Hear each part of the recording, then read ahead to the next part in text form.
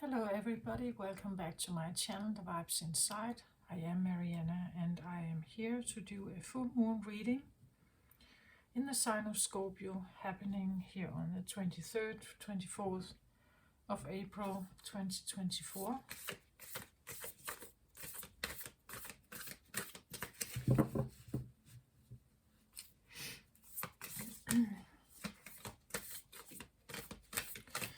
So I felt a real strong feeling to,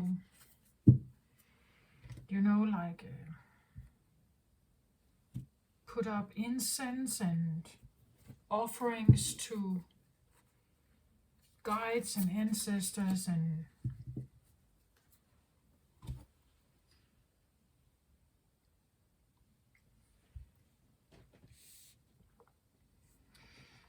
I feel like helping us process some energy that is maybe ready or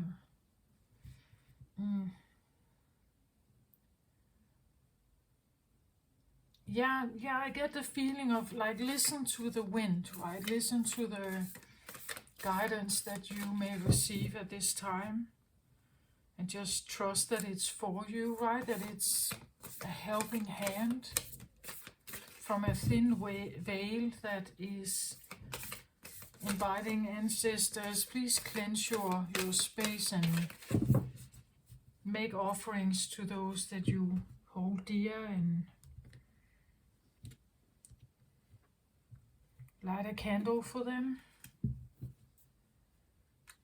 Think about them, right? Think about them.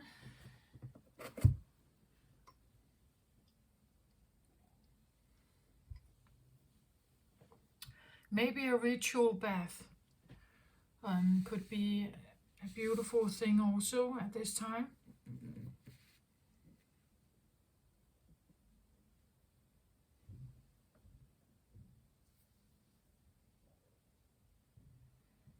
I have a feeling also of it's almost like something like saying goodbye to something. But like remembering it and then saying goodbye to it,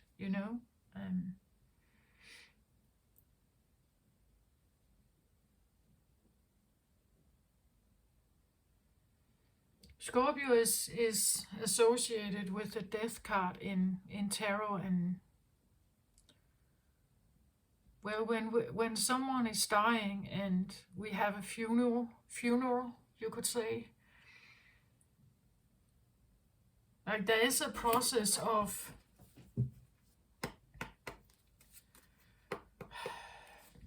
saying goodbye to something.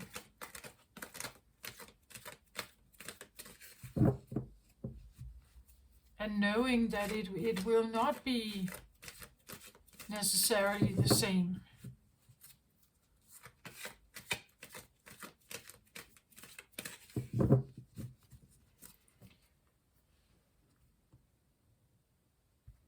So maybe there is something that needs to be said goodbye to, even though we love it very much, we want it to stick around, or we still wanted it to be there, but I get this feeling of it.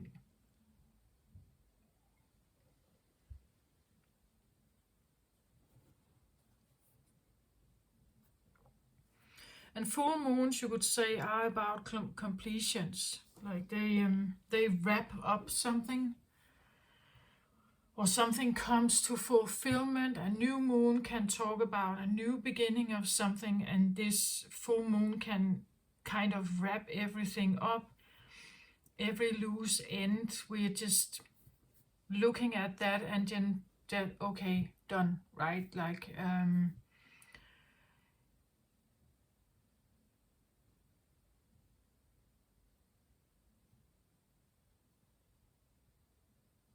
and probably because stagnancy doesn't really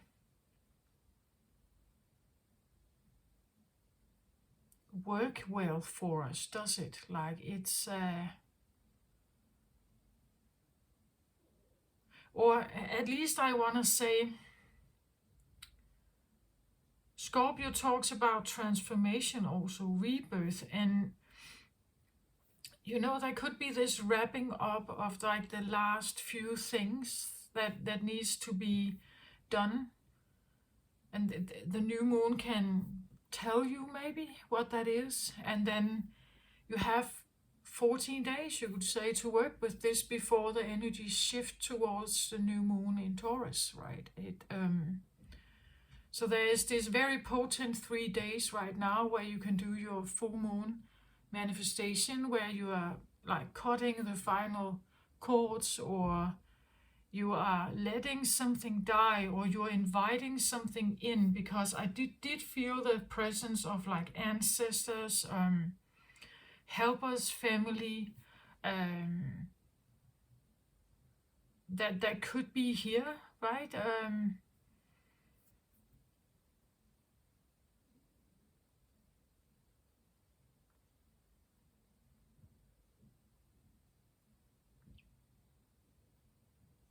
Yeah, being here with, I feel like a lot of love.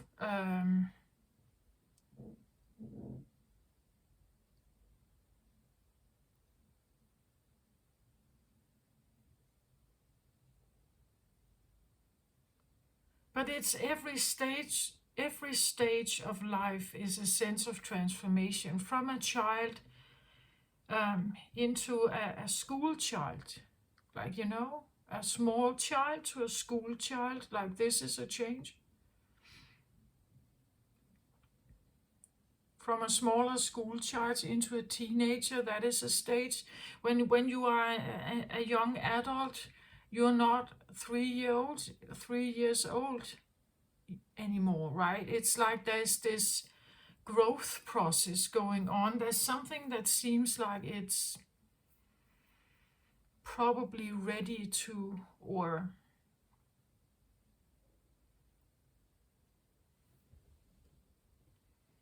at least you can work with the energy.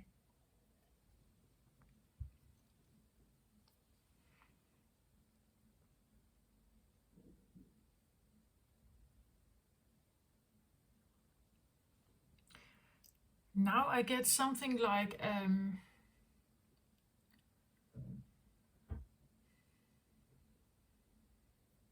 I just said something about stagnancy is maybe not something we are very, like human beings, we are not very good with stagnancy, right? It's, first of all, things can't really stagnate much. Life will still continue around us. But now I get something like if you have a handicapped child, it is probably appropriate when they are very young to act like a 1 or 2 year old. But when they are 25, it's like still acting like a 1 or 2 year old is a mismatch to how old your body is now, right? And the requirements that are usually around us when we are 25.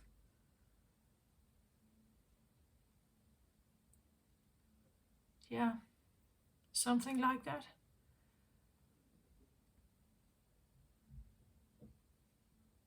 And we are made up of many parts, you could say. We have different energies inside us. Maybe there's something there that is still very young,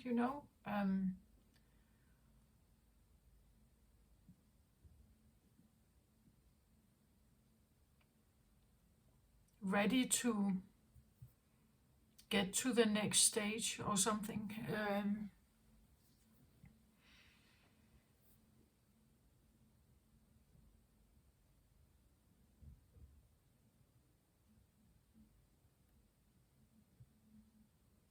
I think no matter how old you are, even if you are a very old person, an elderly person, I still think you can have sides in you that are less developed, you could say, or less mature. Um,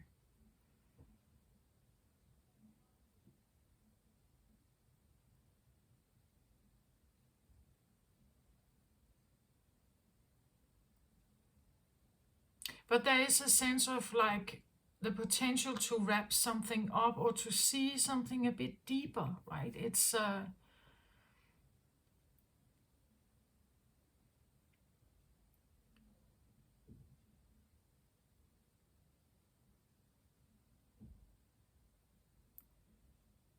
deeper talk with about something or with something.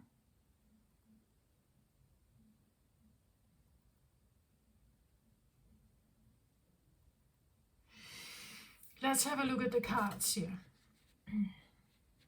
Wild woman.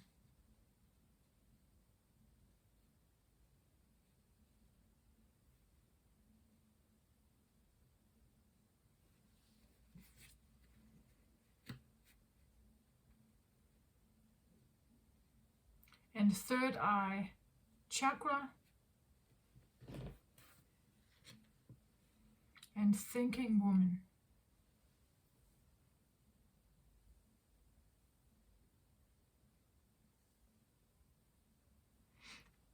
So I took the shaman deck here as the center card because I felt this feeling of like ancestors or roots or something like a thin veil, the ability to, and that's very scorpionic also, right? This attempting a little bit different approach to something. The wild woman, well, you know, like I guess that the wild woman is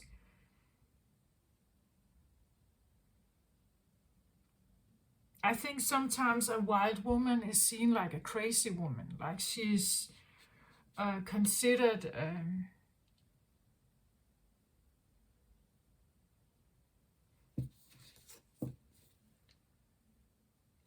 she can be a shaman, right? She can be a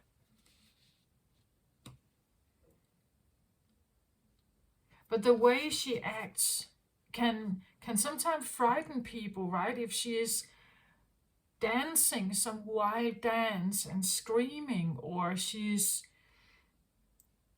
you know, like twisting and turning herself because of the movements that she feels is ready, right, or is there. The wild woman can be a dancer of death, right? She's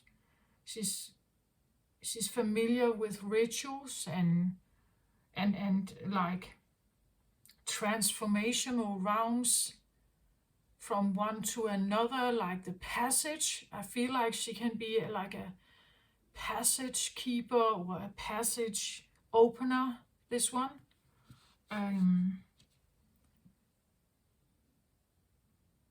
Maybe there's something like this in you here that is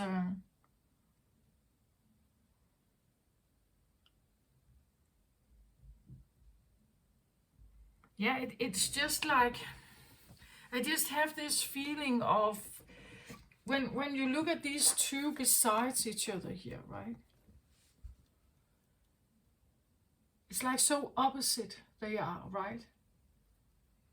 This is a nature woman, right? She swings and moves with the rhythm of the forest and the moon and she listens to the wind in the leaves. And this one is outside the university, surrounded by concrete walls and books. This is like two different temples or educational schools, you know. Like this one is the one we know, most of us, right? And this one is another one. This is something that we have maybe not, or not all are so familiar with. Or it's maybe not something we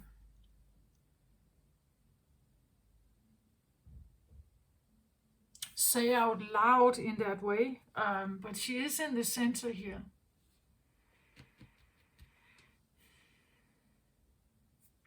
We have the third eye here as well, pineal gland.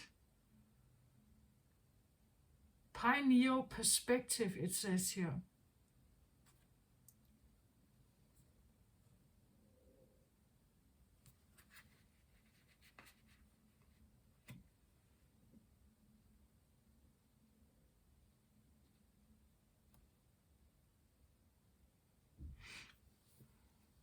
This is in the root position, and this is in the crown position. So this could be on your mind. This can be something you feel, right? That like some kind of intuitive connection or something here, where you have insights. The third eye is usually about insights.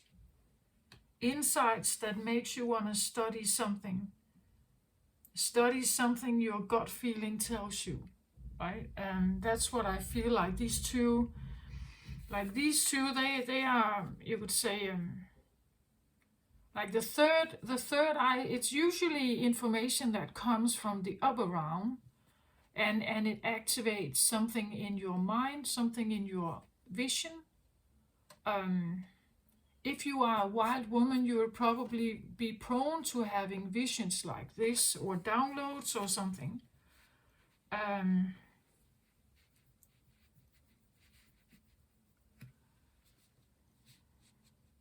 But then it's interesting how these two that are so different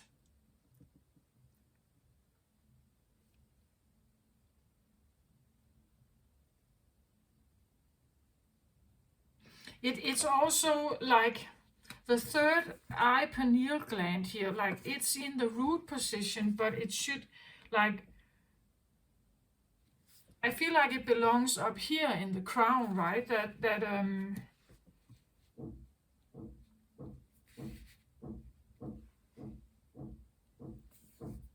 It's almost like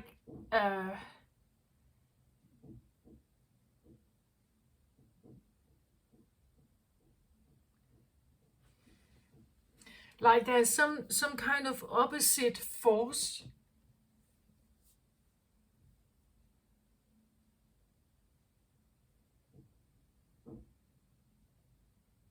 It's also like when you take these two beside each other here, they are opposites as well. This is intuitive downloads that come to your third eye. This is someone who tries to study their way into understanding the world with the books that are available in school. But this is another school, if you know what I mean. It's like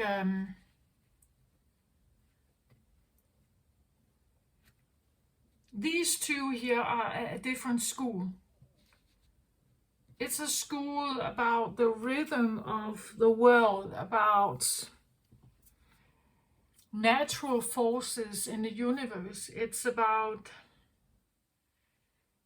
magnetism and gravity and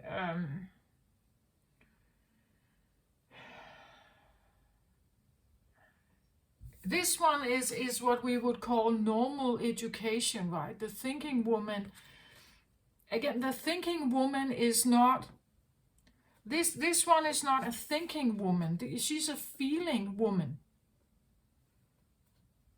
or an intuiting woman, right? She's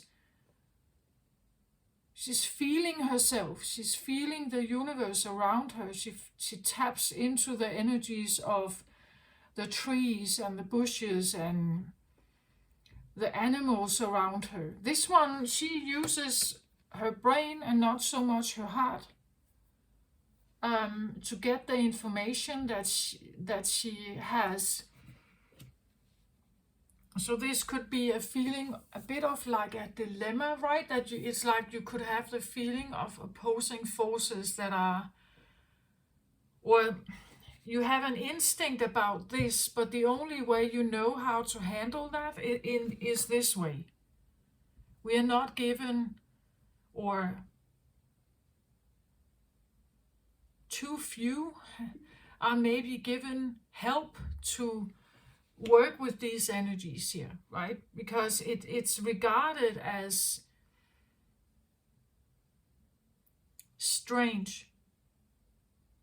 Like some of this is regarded as strange or unreliable, untrustworthy. It's not. You can make a plan with this. It comes and goes like the ebb and tide.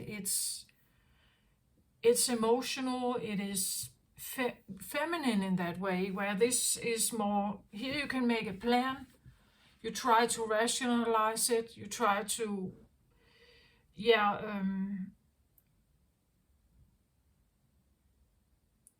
could say, explain yourself here. Where here you're just feeling yourself, right? The thinking woman steps into the mind space and is using her brain and her vocabulary to explain what's going on. So she's trying to explain emotional or energies or something. She can be an energy person here, someone who works with energy, feels energy, transforms energy, but it can only be understood if she taps into this world and tells people around it, or we could talk about someone educating here, right? That if I should if I have to teach people something about the wild woman here, I have to communicate it like in a way that is edible or understandable. It's I can't show up like this. Like people won't get it. It's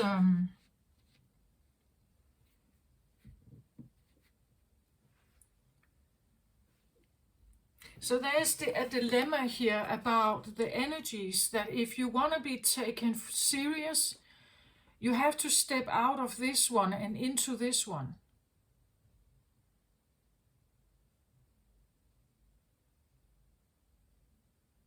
Or you have both, you have both in you.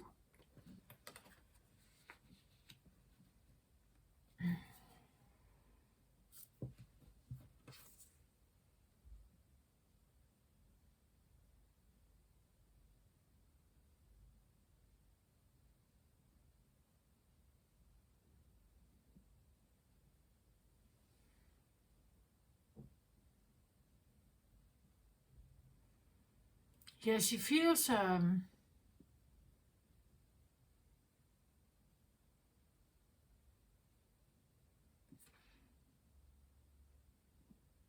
I do get a feeling of like she feels free here, right? There is something about like the rhythm and the moving and that it feels so natural to her. This is natural to her. Whereas this is not natural. This is not natural. It is adapted.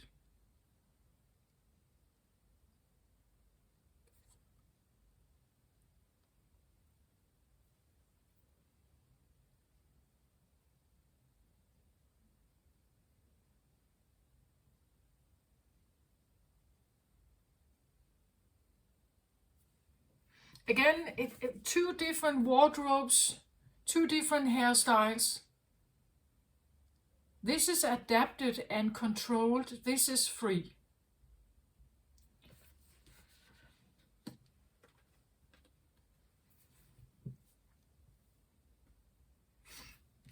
And then the pineal gland perspective here. Coming up from the deep, asking you perhaps to have a look at these two different sides of you. As I said, it's like we have different personas, right? Or different parts of us.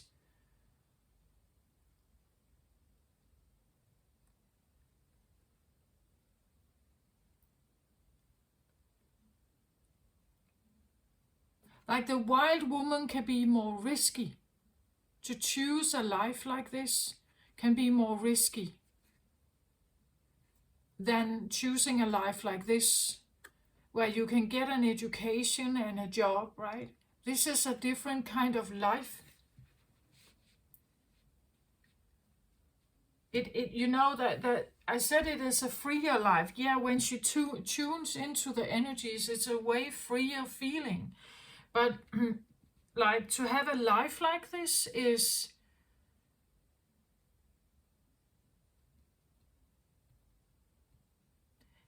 well, this could be someone who chooses to become a healer or a shaman, right?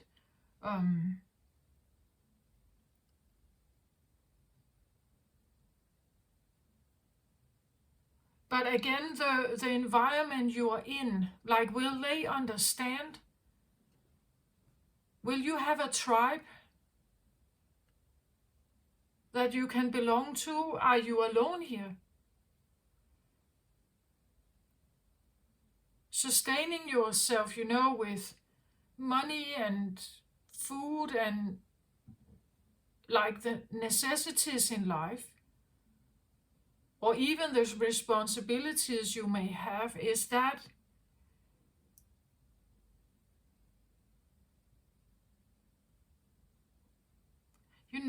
people like this, like they have that there's usually a storyline here also. Like a wild woman could belong to the long list of witches. That like the bloodline of witches who were killed, right? Or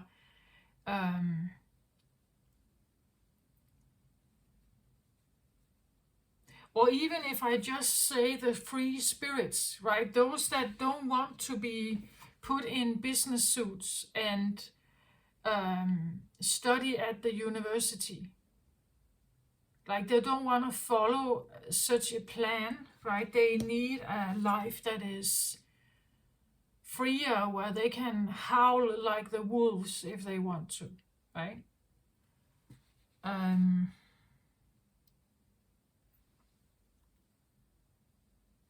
Maybe you have a sense of perspective here about like these two different kinds of life, right? That this one is trying. I feel like again, and Scorpio, you are deep, right? Or scorpionic energy is deep. It comes from like the deep ocean up, right?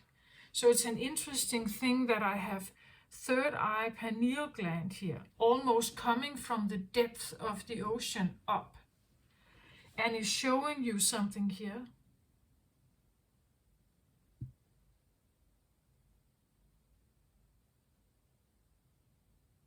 In particular, I feel like I get feminine energy here. Or something, it addresses something about women here, I feel like.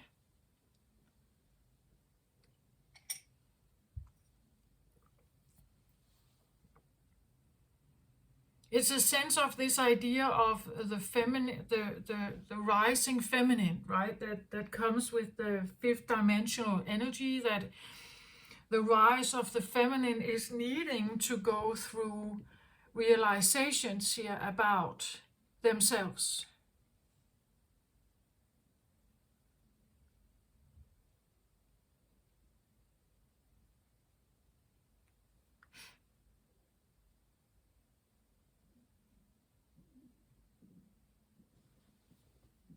Because yes, you can probably have a job here and you can earn your own money or be an independent woman.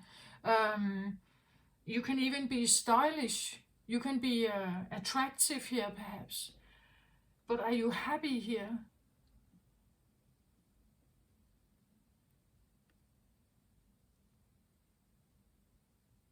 Like this question, it's not at all surprising with a Scorpio moon, right? That it's like it points right, like directly into something deep in us, right? That is, it's asking these questions here about our our life and our lifestyle and our choices here. It's about authenticity, I feel like. And of course, Scorpio would ask that question, or Scorpionic energy is asking that question, of course.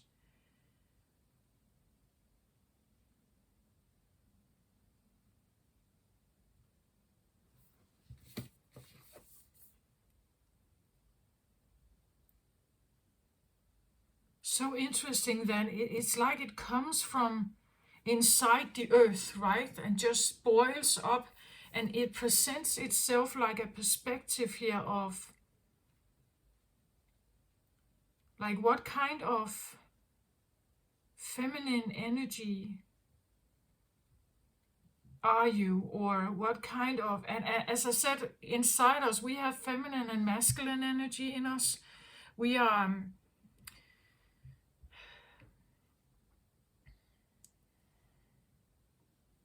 we feel, we do, we rest, we act in many different ways depending on whether we tap into one or another energy.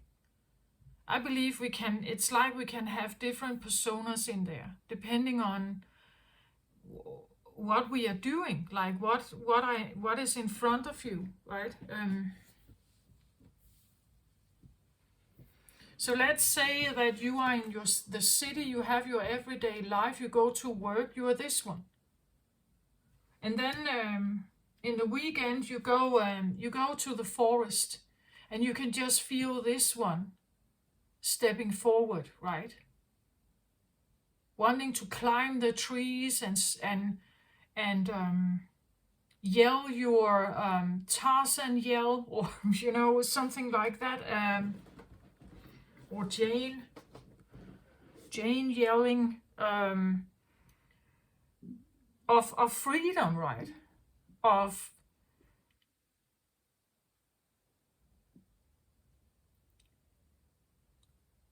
I think it's interesting if you take a walk in the forest. The forest is an interesting place. Like I guess many people, they see it like, but it's a forest, so what? For me, it's like an entirely different world. It's a different realm. Like when you go in there, it's like of course it's a home for several animals that live there. It's a home for the trees. The trees crown make like a roof, you could say, over this entire living being organism. But when we go in there, it's like I feel like I can feel myself being transported to a realm of non-time, or no time, timeless, a timeless realm. Things happened, things when I go through the forest, nothing really changes. It seems like it's the same. That's why it feels timeless to me. It has this non-time. Trees are also not moving, like they stand still.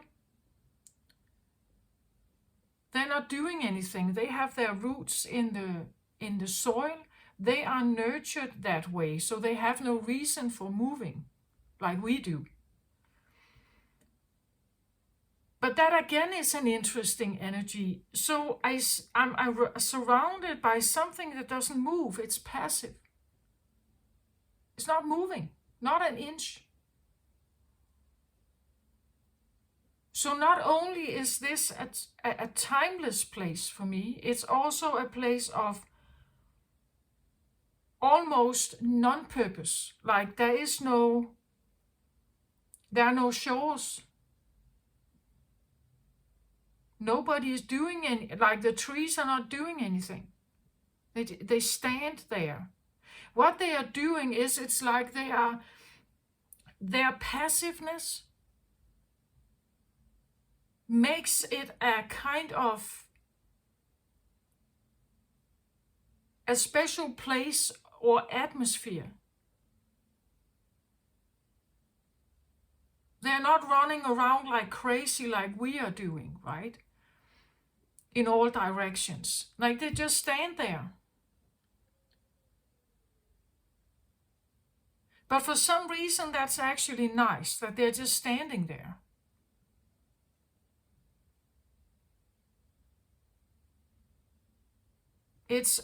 I feel like the forest is a very special place, at least for me. If I go in there, it's like and I feel like there's some kind of wisdom in that place. It's just different than that's probably what is also here. There's one kind of wisdom here to be obtained with what we call the human library. So what humans have been recording and written down here about the world we are in, right? And then there's another school, you could say, another teaching.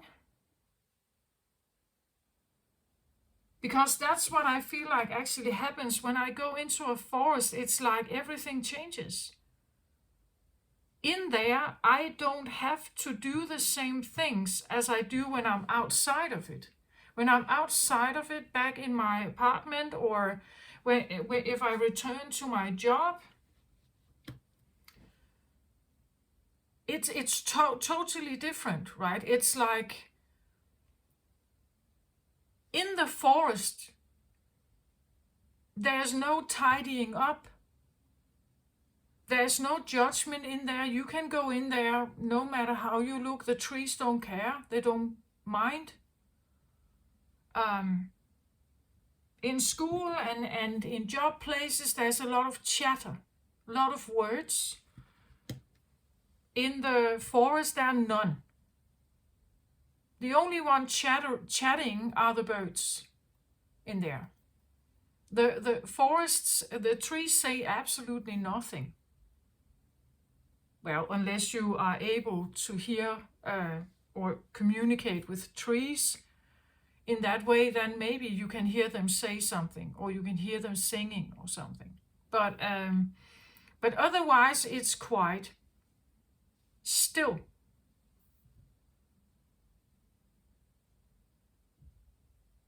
And you can run around like crazy in there if you want to. Like the trees still don't move. If you run around like crazy in the office screaming, you will definitely get a reaction, right? There's something about a perspective here about two different realms, I feel like.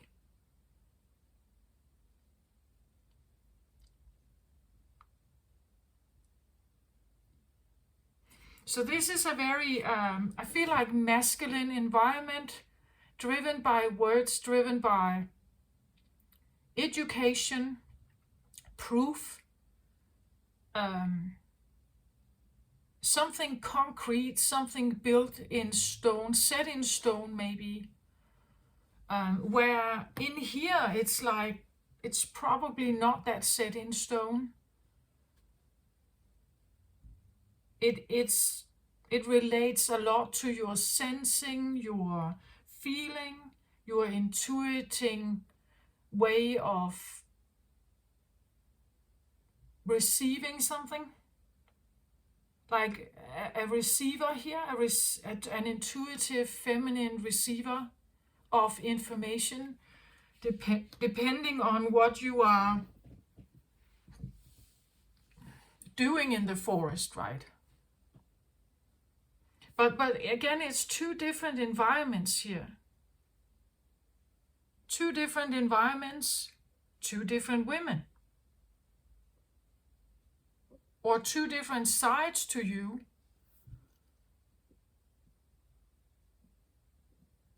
And it's like there's something here offering, and I feel like it could come from very deep within, offering some kind of perspective here about these two different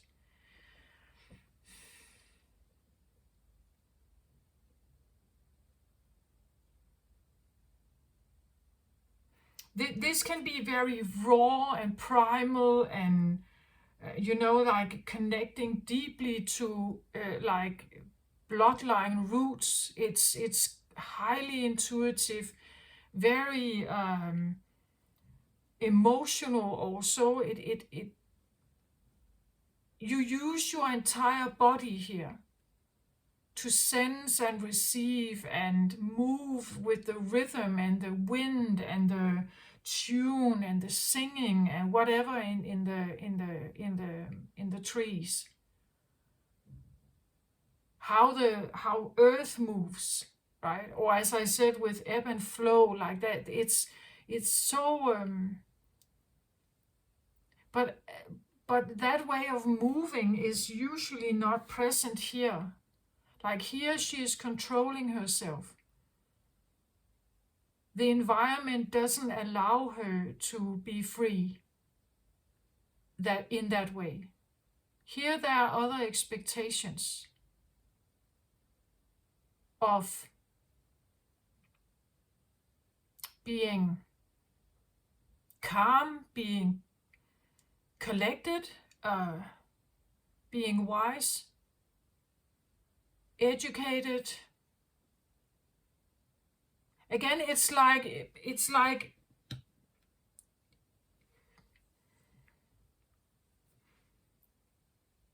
yeah, it's like it's two different realms, two different cities, The environment is changing your opportunities of being in certain ways. So like if you like this environment, there are opportunities to engage with that. If you like this environment, there are opportunities to engage with that. It's just maybe you are confronted or shown that perspective, right? That it's so that it's different. Maybe you have both in you. Like that, yeah, but I need to pay my rent. So I'm doing this, for a living. And then in my spare time, I'm this one, right? Because I need to, that's the balance that I need to have, right, in my life. But for some reason, this one comes across like a secret. It comes across like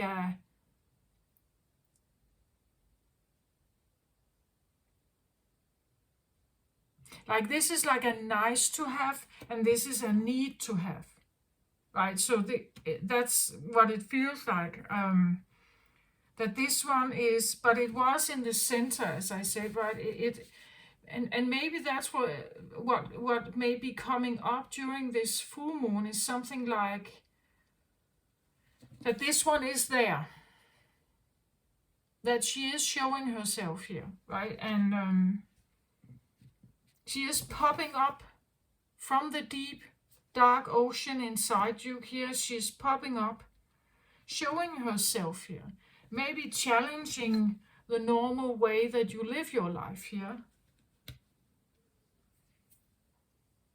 That is way more controlled.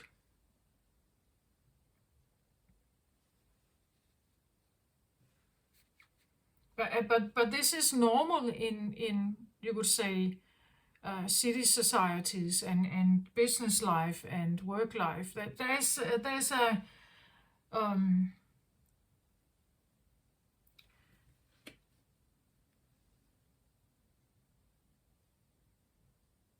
that it feels to me like there's a risk with this one, or that it's secret, or it is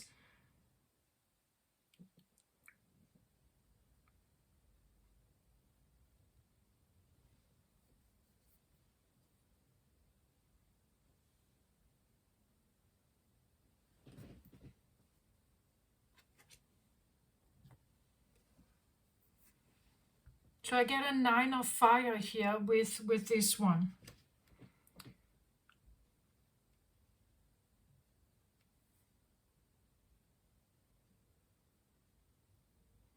And again, I have this feeling that it's secretive.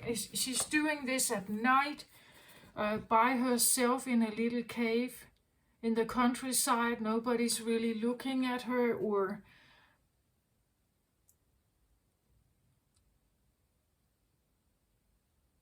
she's interested in something magical here.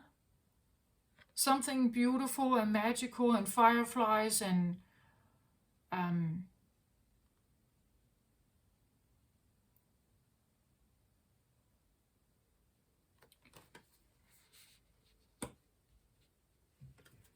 Nine of Fire is usually a card of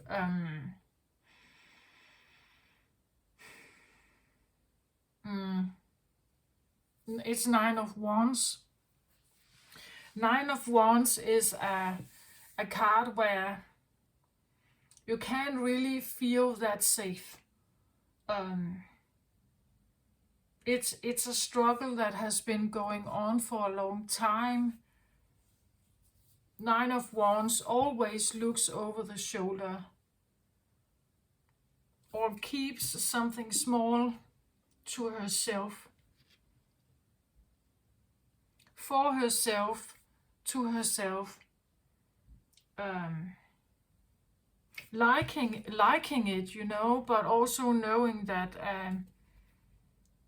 she probably has to be a bit careful here, right?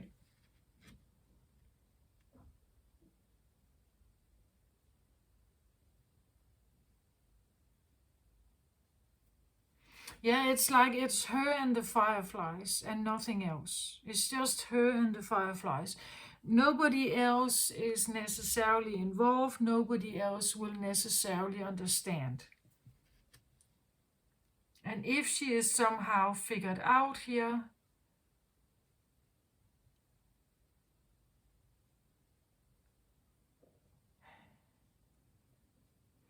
well, I get a feeling of being labeled, right? That you could be labeled as this weird one. I think that like what we call witches in old times, they were labeled like that.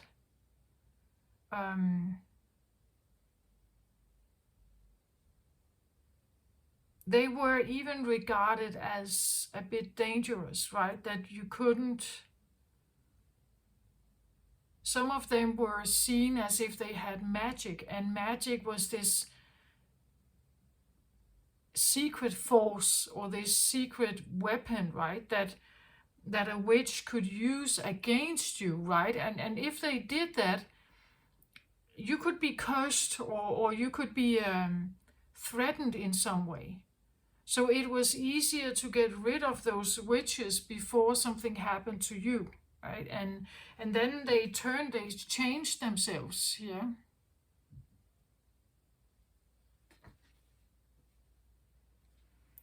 But as I said, this can be someone who decides to teach, or maybe you want to learn something about. Like the White Woman could be a herbalist, right? Someone who knows a lot about plants and plant medicine and things like that.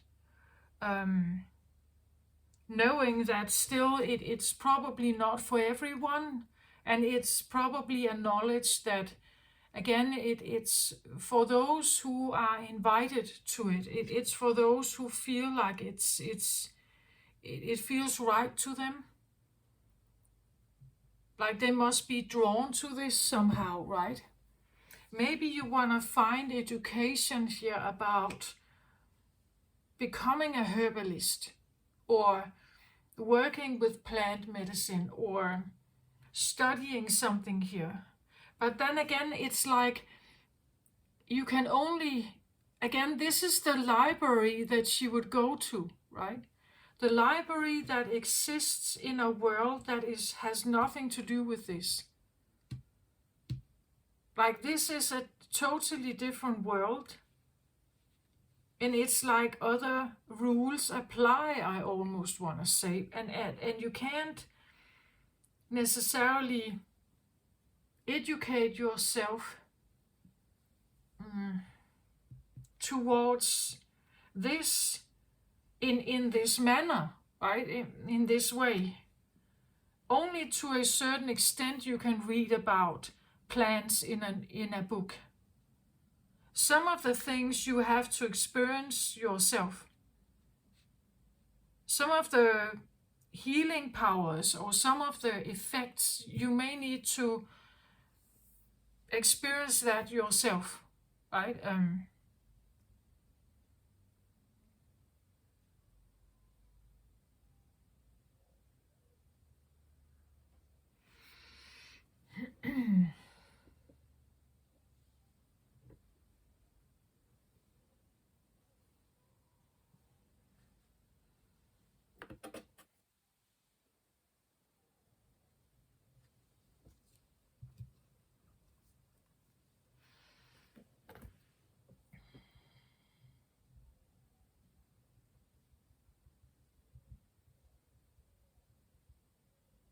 But again, there are only, I guess that if you are into like paganism or witch, like beginner's witchcraft or something, um,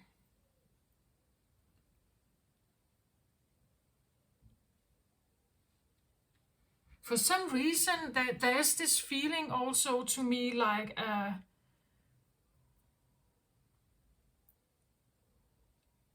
I just said that the Scorpio full moon could be about wrapping up something, right? Wrapping in the end of something and the death of something, you could say. But for some reason, I have this feeling that they are both, that there's both a wrapping up of something and then a start of something. I said before, it's like you're given these perspectives here, right? And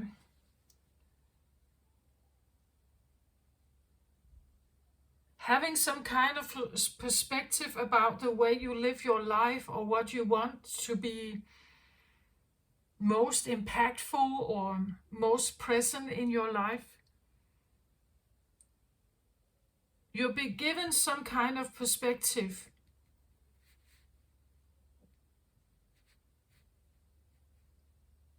Again, maybe about something that is safe and something that is risky. Because I do like this. I think it's beautiful to have that feeling. But I understand that some people can find this intimidating and very frightening.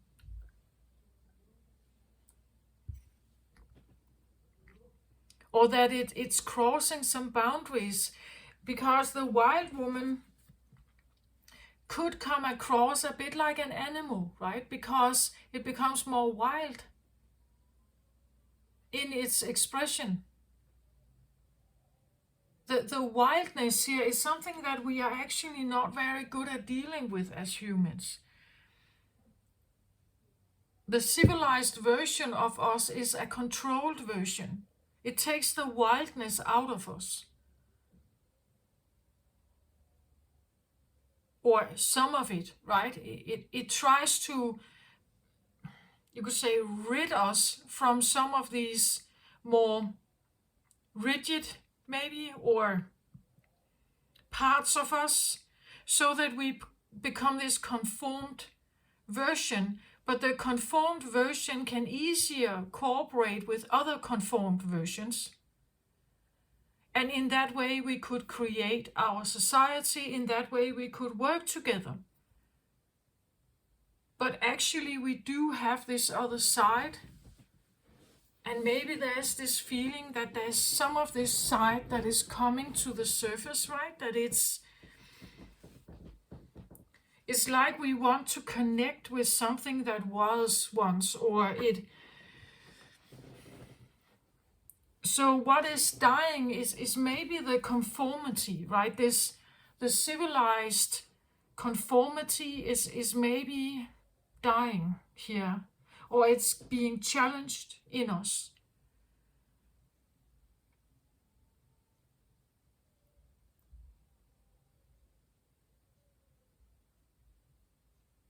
or at least we are being given the perspective about it. And how, like, again, as I said, there are things that you can get in this way, this life, like this. You can participate in the matrix, you can have a life here. You can earn money, you can pay your bills, you can have a house, you can have a family, you can have children, they can go to school, and so on and so on and so on. So there is something to be gained by the conformity to this standard or to this kind of life. And then there's this rebel thing, this wilder version that doesn't want to do this, that insists on its own expression or its own creative, its own creative song or dance or something like that. And that is perhaps a bit of a perspective to handle. We could say that this perspective could be a kind of truth that you may be realizing, right? That there's, you could say, like good and bad in this world. Which one is good and which one is bad here? Well, it depends on from what position you're looking at it. If you're looking for safety, this one is probably more safe to choose. Maybe not the happiest one, but safer. As in longevity, like life longevity and responsibilities, like if you have children to raise and so on. This one could be more free or fun, but I don't know for how long. And I don't know about the safety in it, or let's say the income. Can you even sustain yourself with being the wild woman here?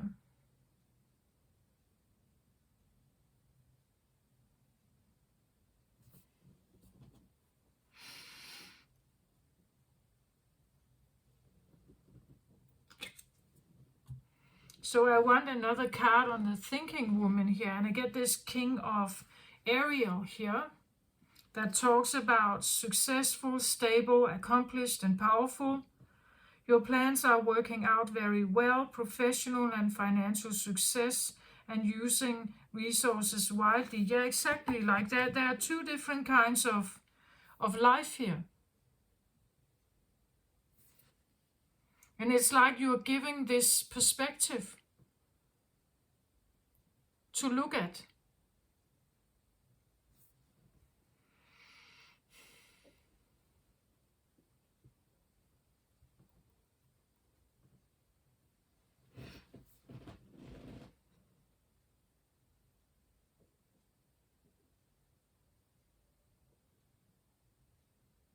But also I feel like there's a history, there is a history of this. And then there's a history of this here.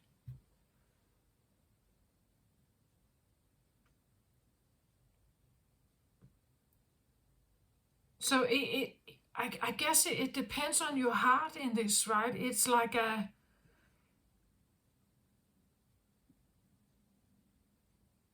it's definitely a perspective, but it almost feels like a blow to your head, or like a very sword like knife, right? That kind of cuts through and shows you something, I feel like. And again, desired, not desired, but again, depending on what culture you look from a civilization point of view, this would be desired. That you did this, that you were someone like this. From a freedom perspective, from a soul perspective, from your inner core perspective, this is the desired one.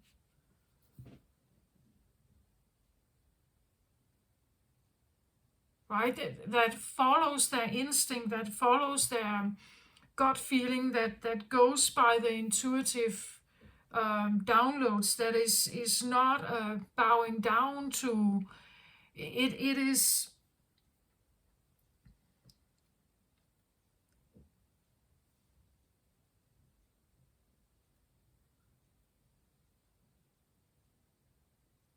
It's trying to, like rekindle certain roots here, or connecting with everything that is around them.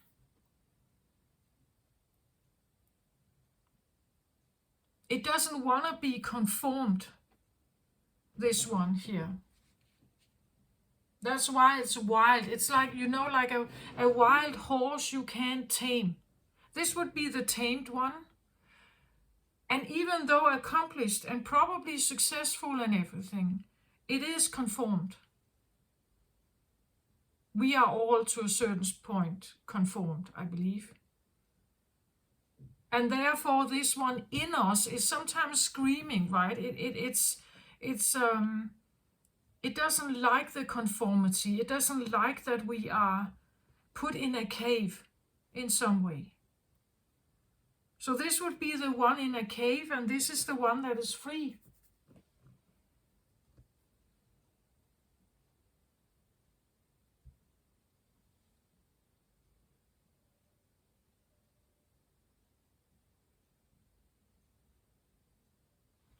So interesting here.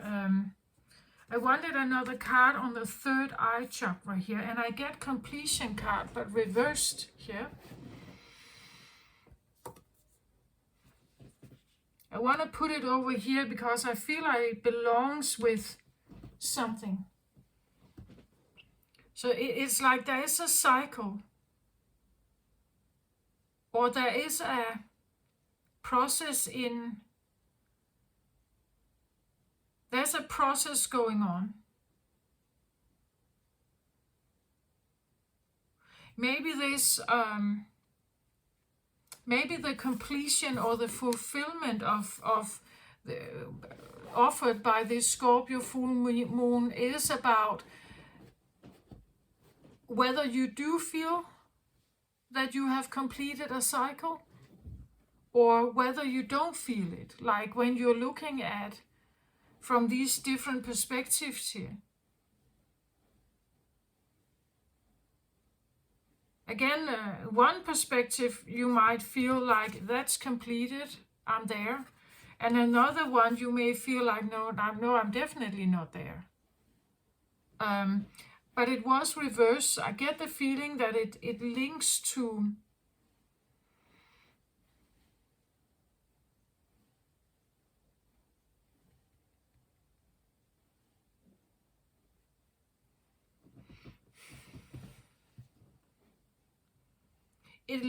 a growth process. I feel like, and this growth process, or this rebirth, or this transformation is not quite complete, I feel like, with when this card comes up like that. Like maybe you want it to be, but I just get the feeling that it's not quite.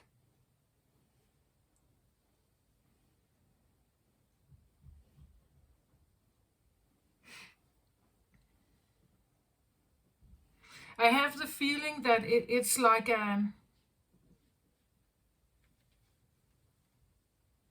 it's like these two are so different. It's like there is a bridge needed between them. Like, why can't you be both, right? Why can't you have one foot in one camp and another foot in another? Why is that not possible to maybe have both of them? Or why do you need to choose between them? But I've said before that this idea that you can't be a victor and a victim at the same time.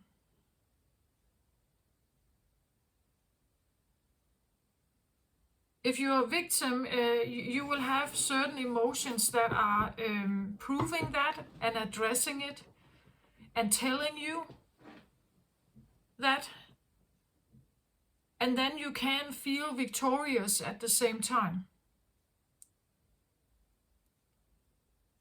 maybe this is the same. Like maybe you can't both be like a successful, stable, educated, conformed woman here with her business dresses and neat, tidy hair and makeup, and then be the wild woman at the same time. Maybe there's a choice to be made. Maybe that's why the completion.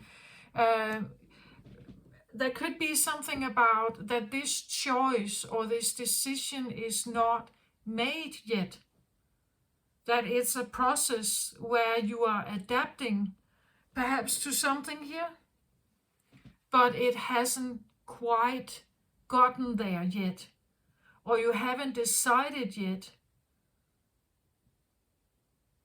whether you want to pursue something like this.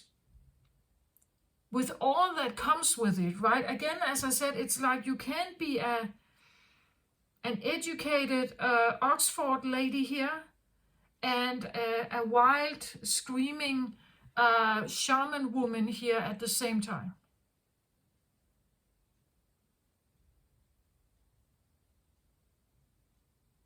Not authentically.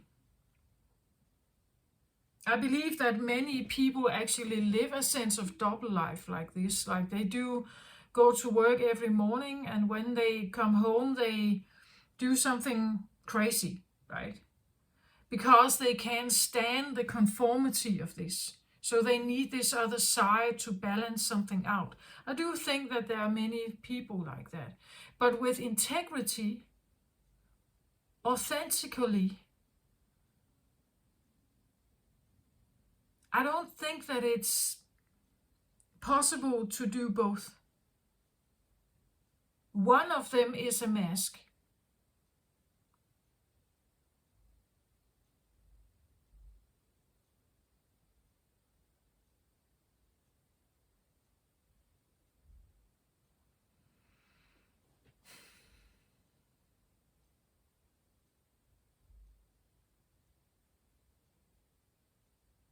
Especially if you are a wild woman here doing something where you should look over your shoulder. Like that's the Nine of Wands is typically it's a dangerous place. Playing with fire, you could say. Nine of Wands is it's a battlefield. It's someone who has been in the battle for a long, long time, and they are worn out. They're tired.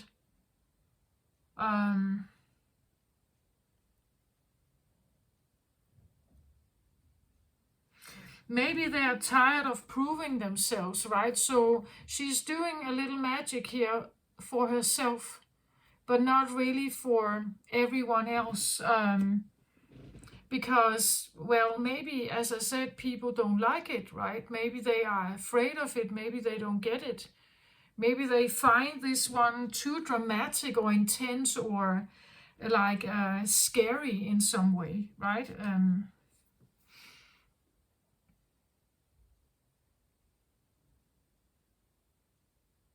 It's interesting, like wild women, like instantly they are called crazy or hysterical, right? That if a woman goes wild like that, she is not to be relied on. She's not sound and healthy. There's something wrong with her. From a masculine perspective, a wild woman is a loose cannon. She's dangerous. Like you can't trust her movements, you can't trust her intentions, you can't trust what she's doing. But this one here, she has been designed to be someone we can't trust. She's acting in a way where we can't trust her. Because she has been designed to be someone we can't trust. In other words, she is masculine. Because masculine can rely on masculine.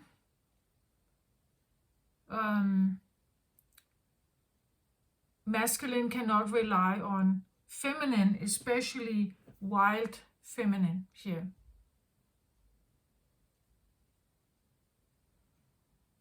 Because this one cannot be tamed, as I said. She cannot be put in a cave. She acts and does exactly what she wants. She goes where she wants, where she feels that she is led or drawn to, or she wants to flow to. Like this is not something that a masculine world likes. Like we can't have the, like that is an energy that is, it's and another thing is that it is its own. It's not owned. It's not controlled, owned, or like it acts upon its own wishes. It acts upon its own desires. Again, not something we like in this world. If you want to be stable, successful, accomplished, and powerful, you have to follow a certain plan. You have to look in a certain way, act in a certain way, have certain qualities or education. You have to be accomplished, or you have proof of your knowledge. And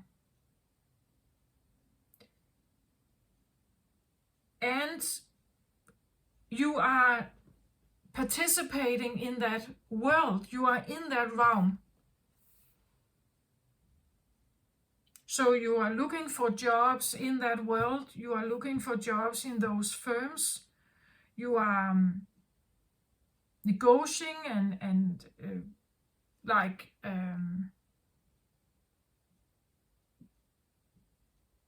cooperating with like this world that you are trained into being in.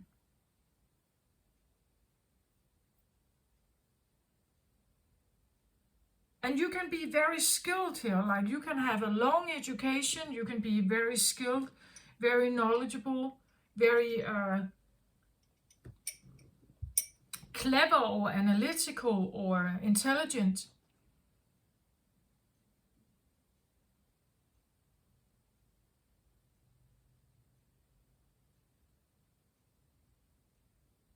And you could probably have success here.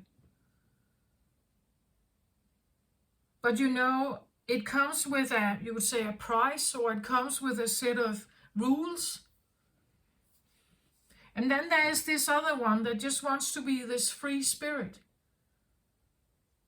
that hates those rules, that wants to scream at them and yell at them and toss them away, and just wants to be free and dance her own dance, dance to her own tune,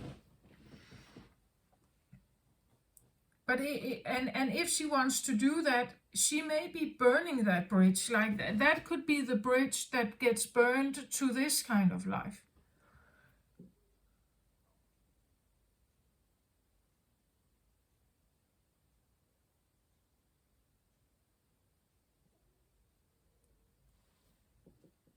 So maybe there is the sense of perspective here where you are offered, or you are wondering if there is some kind of choice here that really needs to be made or set or communicated.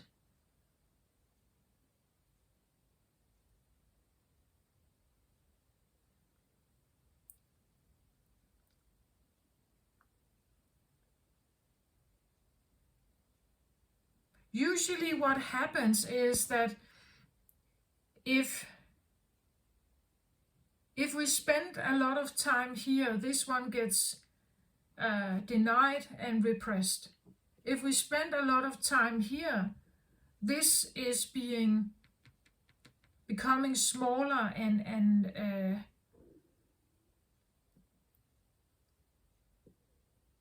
it becomes more and more difficult to return to a world like this if we want it. What sometimes happens between these two here in us is that we compensate here with something. We're compensating by, let's say we're eating. So we may compensate between these feelings here by eating, comfort eating, or drinking, or, gambling or something. There's a, like, where we are compensating for our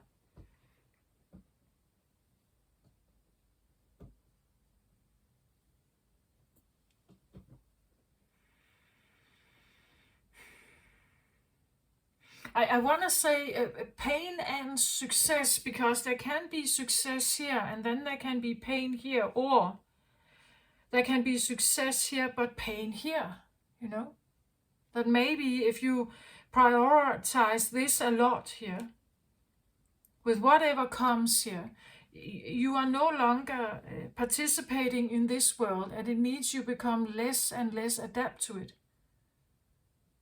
And you will probably not feel that you have this success. You will not feel that things are so stable,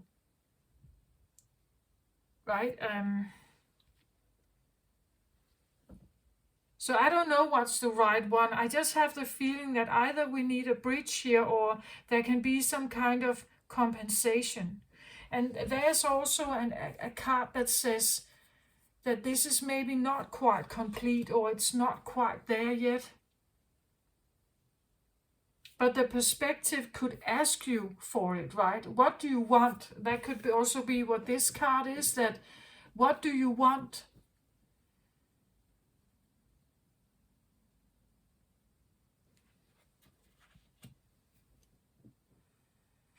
A perspective like this can ask you also to be brave.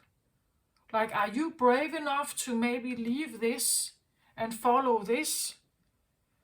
Or the other way around, depending on what you feel you are most here.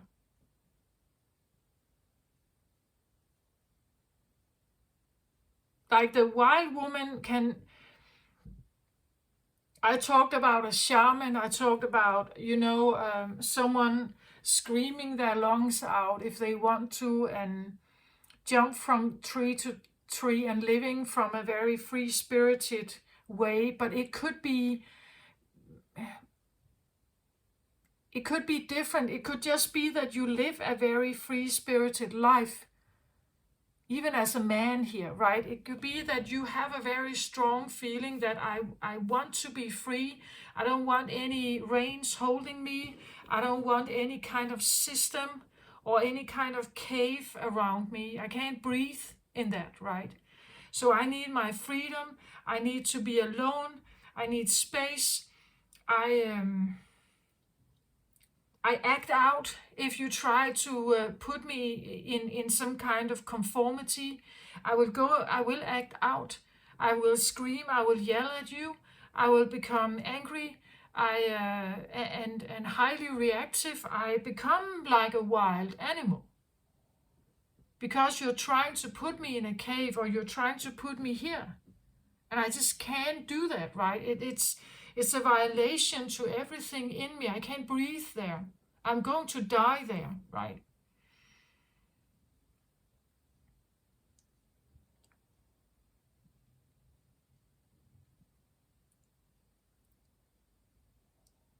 But the Nine of Fire here can tell me, let's say that this is someone who lives, they want to live a very free-spirited life. Let's say you live your life day to day by being a thief.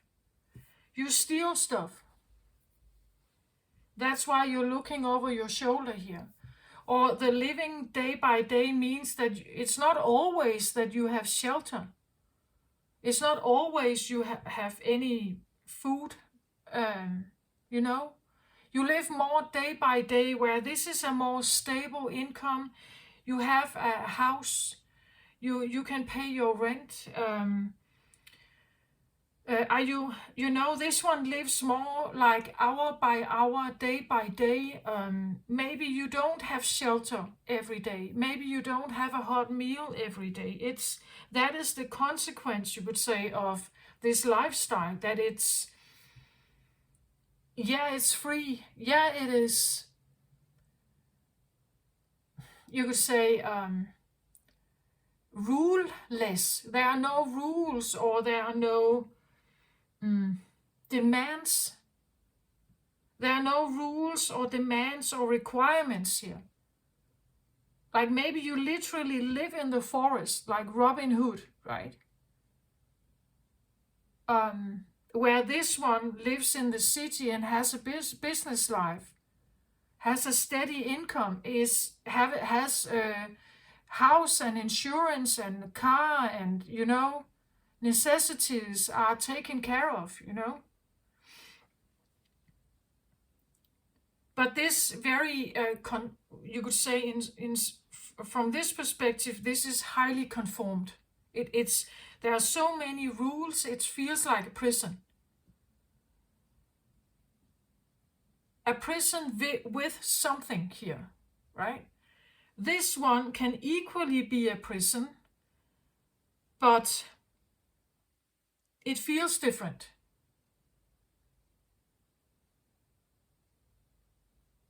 You see, like that there are pros and cons to either of them, depending on who you are and what kind of life you feel like you want to live. Like if you are a free-spirited in a very conformed life, you probably feel like you're suffocating. Like something is missing, like you can't breathe out there, right? You want to take everything off, like the corset here, right? You want to take the corset off. You want to run around braless here in the woods and scream, right? Your lungs out. It's like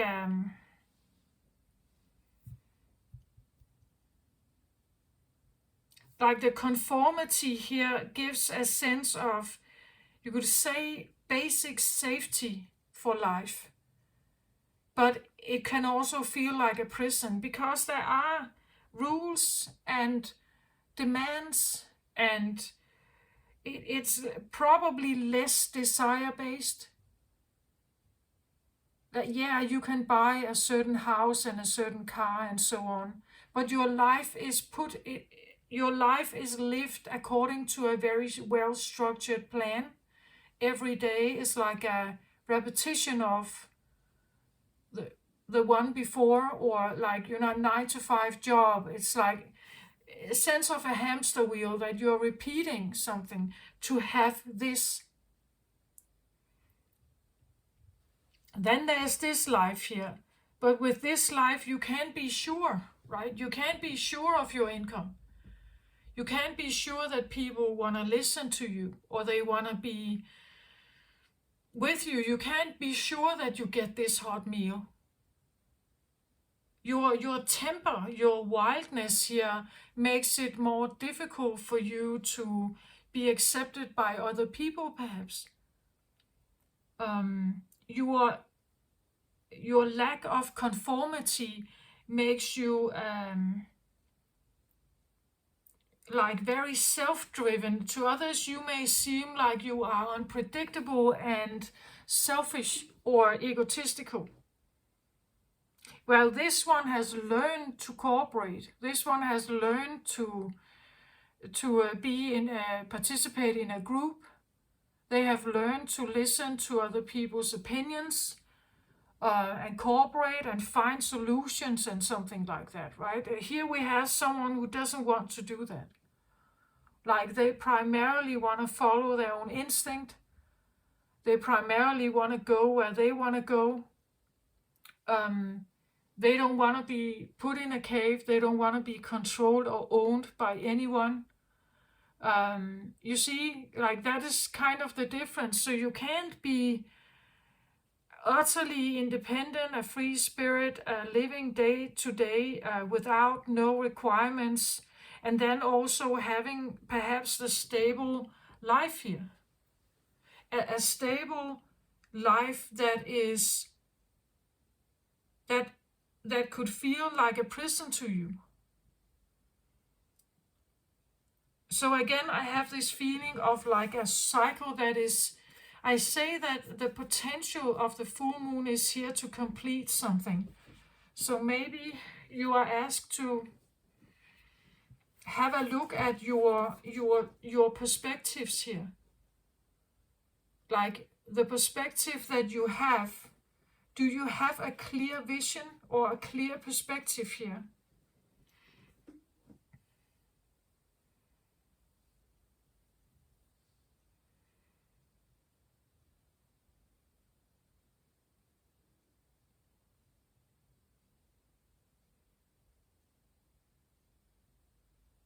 Like this life here can be more social. You can be able to be more social in groups. You can participate in dialogues or discussions. You probably have knowledge. You can dress up and look nice and neat, you know. Or you can have your wild curly hair and then just, you know, scream your lungs out.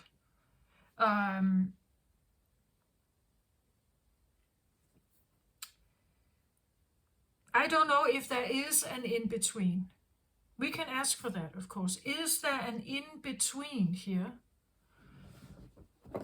Is it possible to find an in-between in this? Maybe the reason why this is incomplete in some way, or that it's not quite there yet, is because you can't figure this out.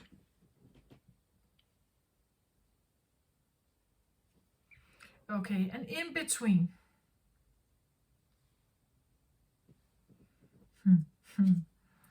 And then I get the Magician. So we need a magician. A magician can be an in-between. What does that mean? Well, a magician is can be a psychic. A magician can be a shaman. A magician can be a healer. A magician can be, well, maybe a magician like we see them on television, because they do rather crazy things, but they are still becoming successful, you know. That is like the combination between these two like strong voices, or these two needs perhaps. Like a strong need for stability, or, you know, food on your table and safety, and then another need for being a free spirit. Like one of the ways you could do this could be becoming a magician here, being a magician, performing. And a magician is, well, it's called, in tarot, it links to Gemini and Virgo. But I want to say there can be scorpionic energy here as well. That's at least how I see it when you are turning lead into gold, an occult version, right? The occult idea of making something magical here.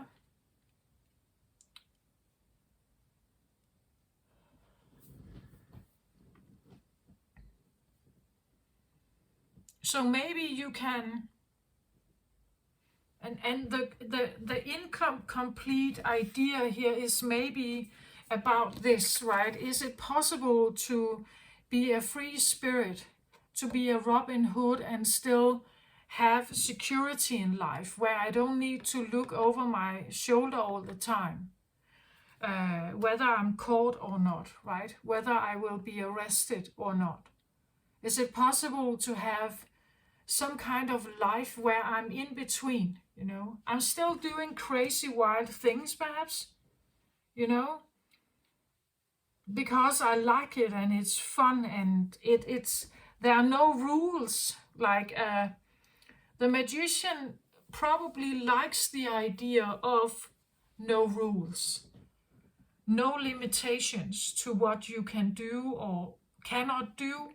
you know, like a magic trick on a scene.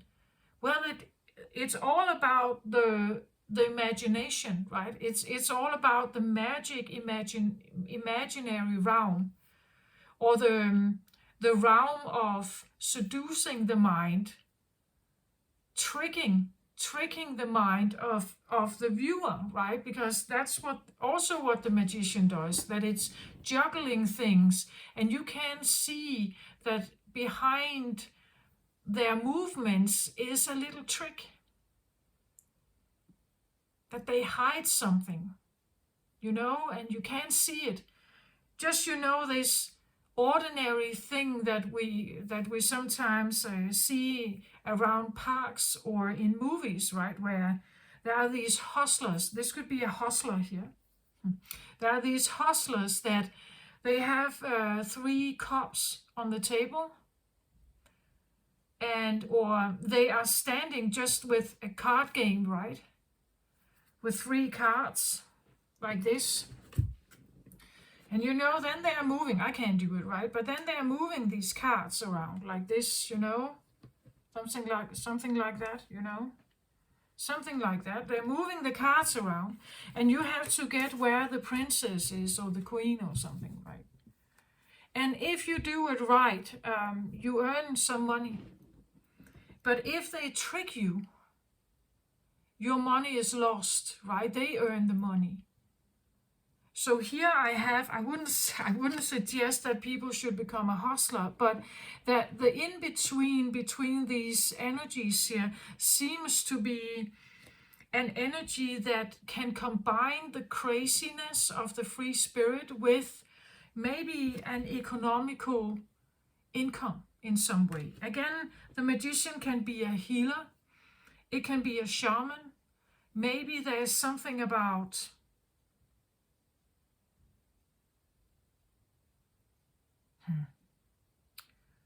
let's say you work in the field of soul retrieval or something, like very particular, I know, but something that is in the scorpionic area, I want to say.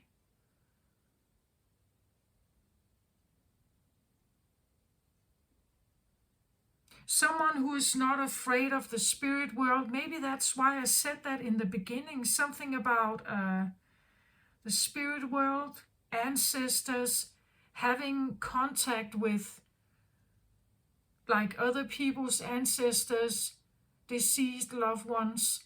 And you could do something here where you are combining a wild nature with the wit that you have, or the need to have a stable life in some way, even a successful life, perhaps, depending on like what you know and what you can do, right? Maybe you feel like you can't quite see how yet, but the magician, well, it tells me something about you could probably combine. I said herbalist before, something about using certain tools here, and the magician has all 4 elements on the table. That's why he's a magician, that he can manipulate the different elements. And when I say manipulate, it doesn't have to be like an evil thing. He can simply influence it in a certain way. I do feel there's something about maybe, and I guess that's why I felt it in the beginning, like the respect of the ancestral realm, offerings to deceased loved ones, or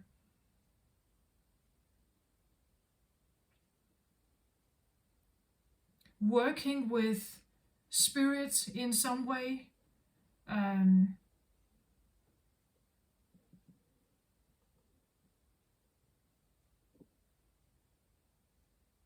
Again, maybe writing books about it, you know, that can become a successful income way, or It's about combining these elements in you to something that allows you to be a bit of a stranger, perhaps, or a strange person, but then at the same time being incredible, clever, or accomplished. Do you get my point? That the way you can do this is by becoming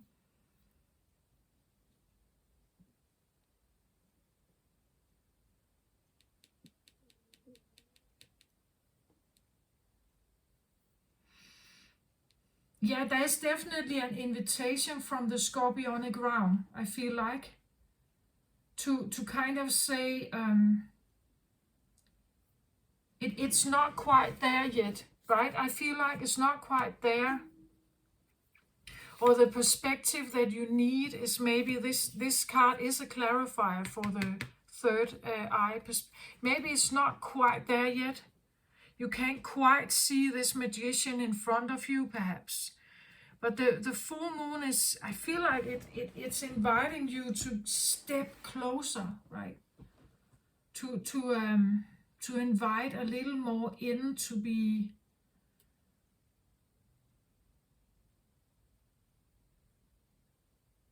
like the Scorpionic realm is the 8th house. It's considered this like the deep sea, the unknown, the rebirth, the transformation, allowing something to happen, not being afraid of it, right? Not being afraid of the underworld, not being afraid of spirit, perhaps, right? Not being afraid of, again, being judged by something or labeled, that you can be parts of both here if you find the right way for you. Like the magician here is the bridge between them. The magician is a solution to your life here.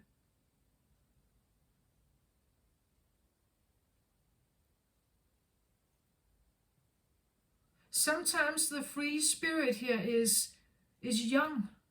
It's like a child. It wants to be free without responsibilities, without rules and regulation. It wants to play freely in the garden. It wants to run free in the forest. It wants no limitations and no, prejudice or something. This one can sometimes actually be very little judgmental. It's not very judgmental necessarily, only to the things that wants to change it, only to the things that wants to imprison it.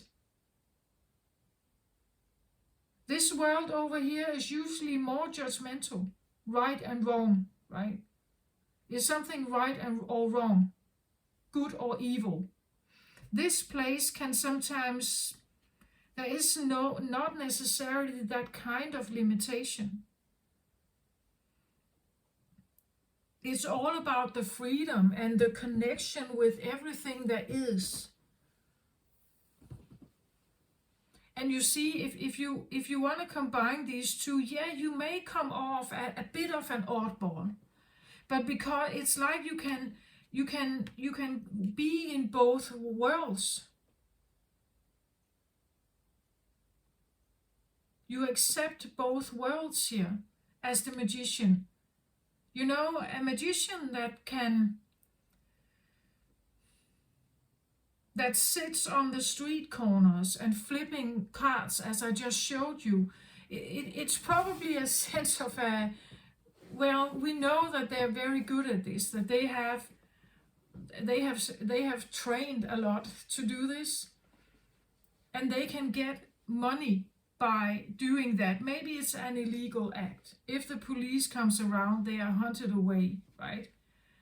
And I'm not saying you necessarily should do this. I'm just saying that this guy, there are many levels to this one, right? There are many levels to what things he could be involved in.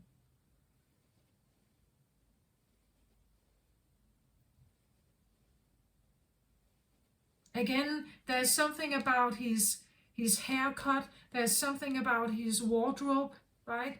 There's something about the way he acts or what he says, that tells you that he is both this and this, right? That he's both in some way.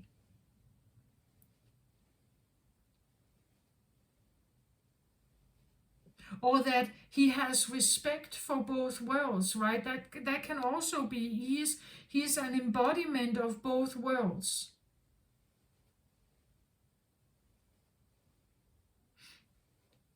Like someone like this can be very intelligent and very skilled at what they're doing, and they can put up a show here on this scene, right?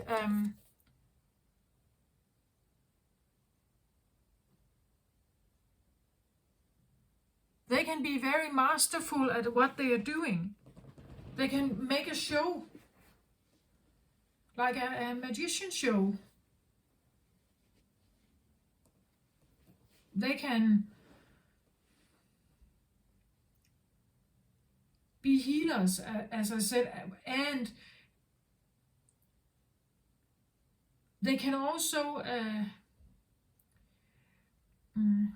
be in the more occult realm, I want to say, especially because this is a Scorpio full moon reading, like that there's this sense of invitation into the occult realm.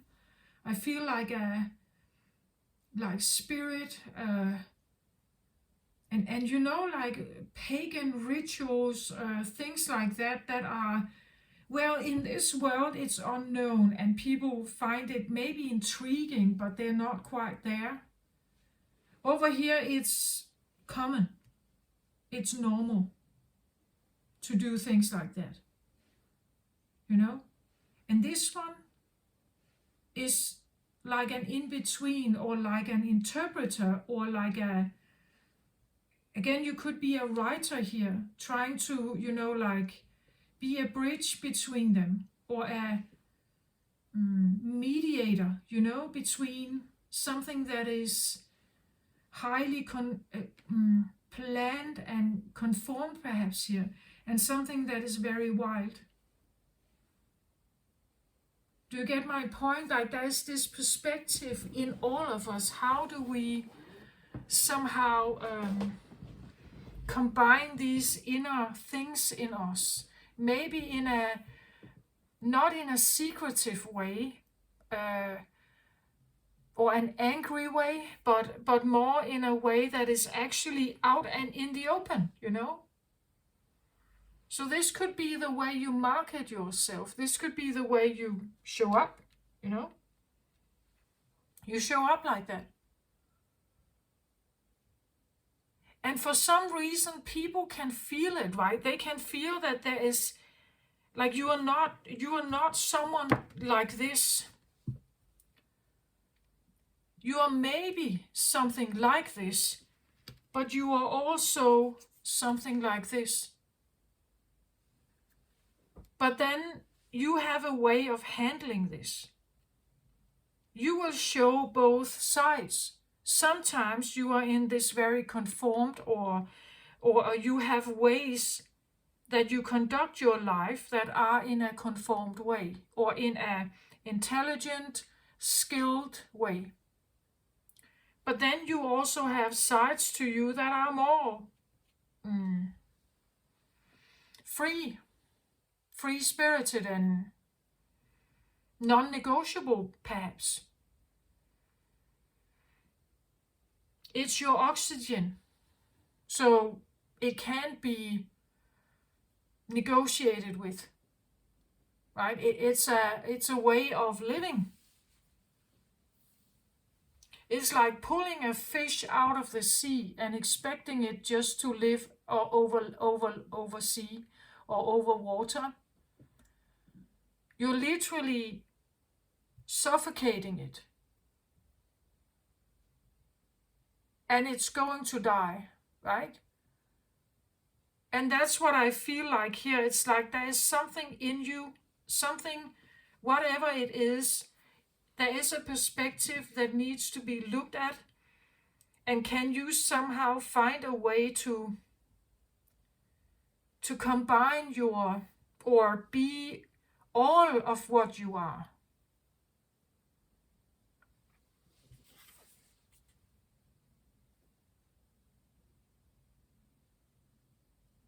I feel like this card always, no matter whether you look at like this or like this, it feels a bit to me like a compass with these direction marks here.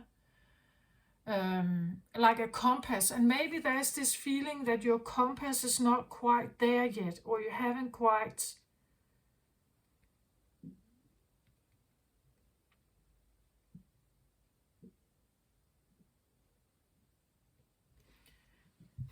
but I do feel like the Scorpio full moon is like this invitation to maybe go a bit deeper, or let something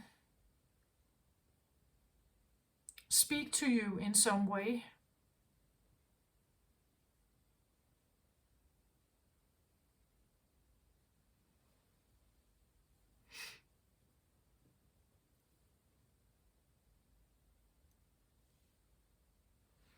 Yeah, look at this. I wanted another card on the third eye chakra here, and I get the Hierophant. The Hierophant can definitely be like a magician, right? The Hierophant is a priest. But you know, you could be a high priestess. It doesn't have to be like a Catholic church or something like that. The Hierophant is the in-between. Like if we take a look at it, the world we live in is very much constructed by like masculine dominated energies. Masculine dominated energies, they take action, it gets stuff done or built or produced or sold or something like that, right? It's very result oriented.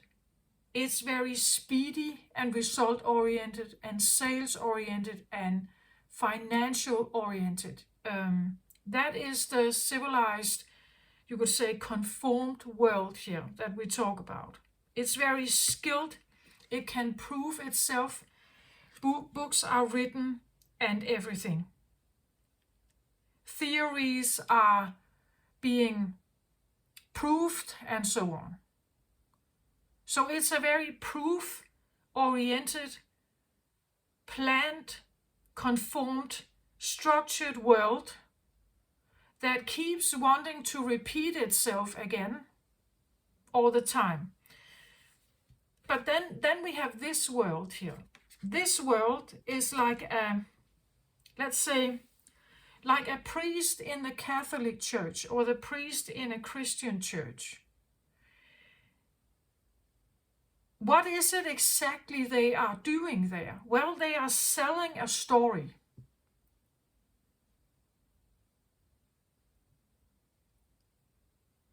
That could be like from this point of view, that would be, if you view the church, it would be, oh, this is a sales guy. They're selling a story about this Jesus guy.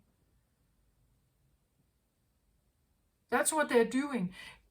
But for those who actually come to the church, who have faith and believe in God, it's not just a story. There's more to it, right? It addresses something that cannot be proven necessarily. This is someone who operates in a field where it cannot be proven, like an energy worker here, or a healer. Well, sometimes you can't prove that the healing is actually taking place, but the person feels better. Like the patient feels better, or the talk they had with the priest somehow helped them. You know, they felt more optimistic, or they felt better. being like if they talk to someone like this. So this one offers something that this one cannot offer. This is very logical, rational. This is something else, right? It's something different.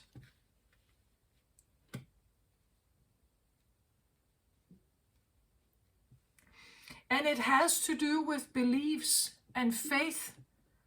Yeah, there are stories, whether you believe in the Bible or the Torah or the Quran or Quran, or other scriptures, the Tao, other scriptures. To a certain extent, we could say that they are stories. But for those who are believers, they are more than stories, way more than stories. It touches upon something that is in between. And again, I have this feeling of something in between. It's like we are invited to have a perspective towards something that is in between, that is probably not complete in us. Something that we have not figured out yet. It's like we have an inner preacher or an inner priest in us, or an inner energy healer, an inner voice that is there, that is present, that wants to say something, right? It wants to engage in the discussion of your life. It wants to show itself. It wants to ask you certain questions. Or it even wants to guide you or help you here.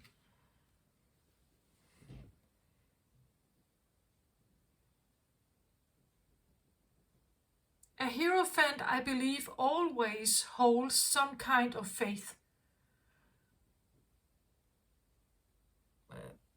A Hierophant, what they have done is quite unique. They have managed, inside a very result-oriented environment, to actually get established.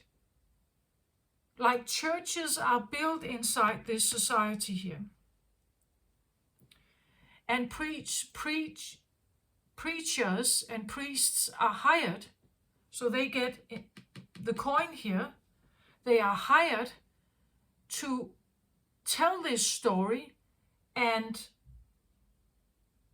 be available to the community, to the believers, to those who go to church, to those who are in connection with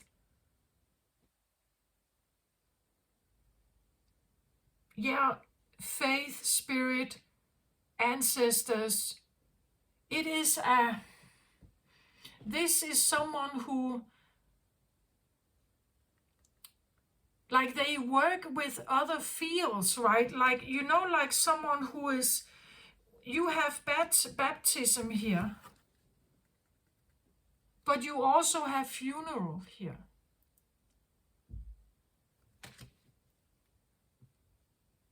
So you could be someone who is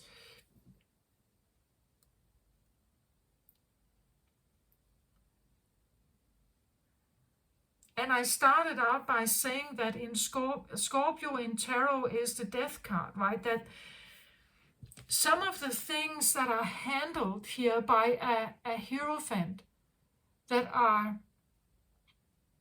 handled. Someone who are involved in these particular changes in our lives, or in these particular events in our life, like birth and death.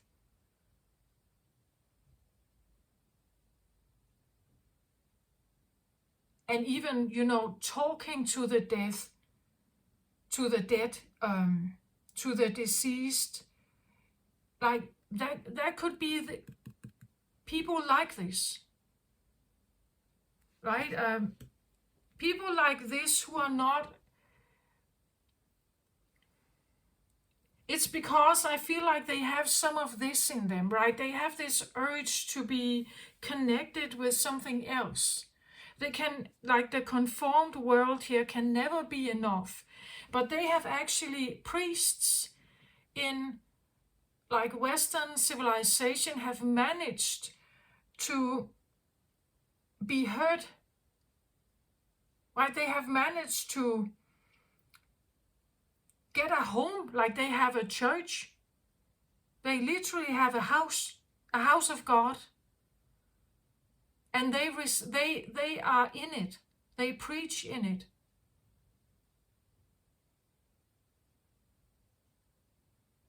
And as I said, there can be social groups here. There can be people that go to church and listen to this,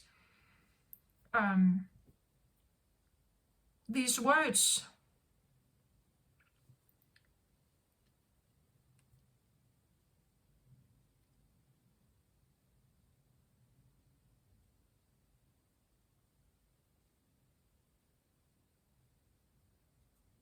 Priests can lose faith, I guess.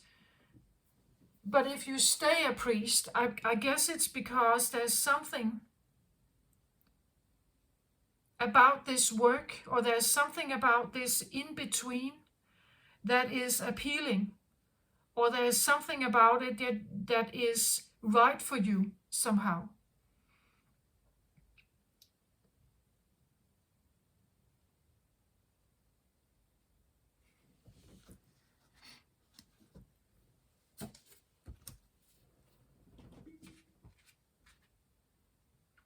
The Hierophant is a major arcana.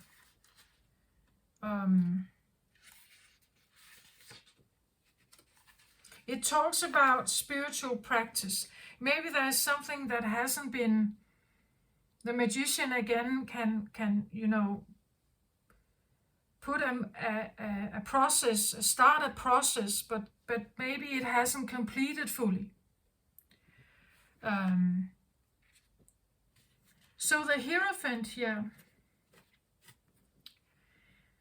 when this card appears, it reminds me to be committed to a spiritual practice to ensure a conscious contact to my higher power. When I have a daily practice of prayer and meditation, steeped in gratitude and committed to being a co-creator, life works out in wondrous ways. Rituals are in my highest good at this time. Exchanging vows is also highlighted. Well,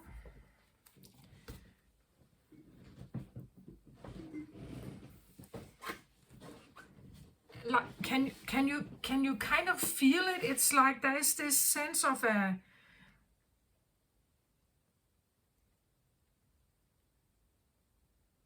it's like there is this process going on, but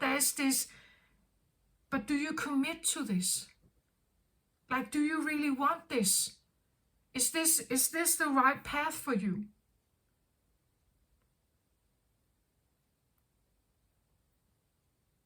That's probably why this is reversed. Like, have you exchanged the vows?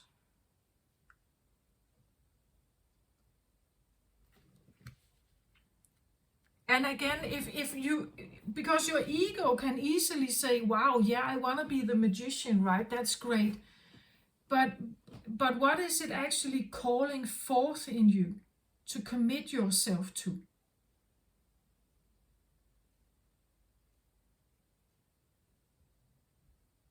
Like, it's probably requiring something for you, and it could also bring forth certain feelings. Maybe feelings of fear. As I said, many of the white women were, like, may have past life recognition of beheading and being burned at the stake and being unwanted, being undesired, being like too difficult to handle. Nobody wanted to touch them, right? They were devilish and so on.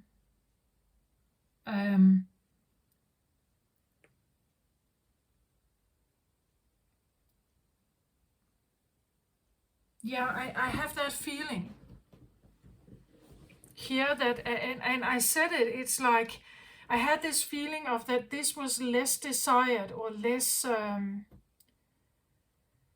it is, like both in men and women, like this behavior that is like outwardly rigid maybe, or considered so, like from this point of view, this is very rigid and unreliable and unpredictable, and therefore not steady and stable and not safe. But at the same time, if you believe you are mostly this person, when you look at this over here, it's a prison. This is very dangerous for someone like you, right? This takes, like, there's no oxygen here.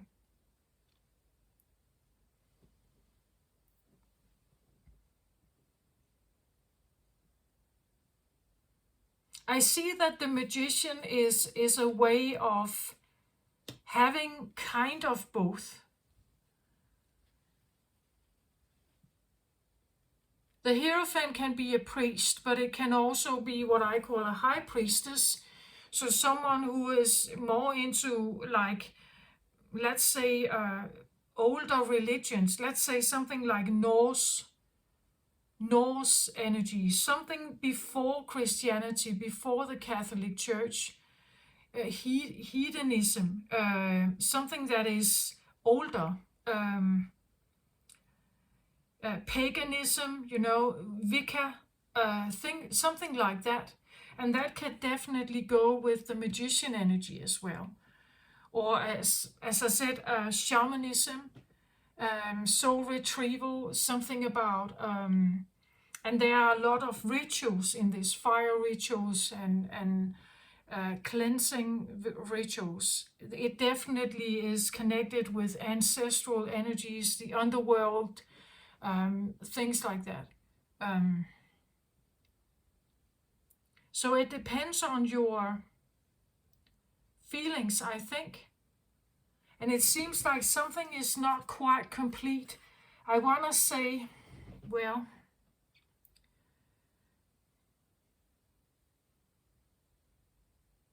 or the choice has not been made yet. The perspective is not maybe complete.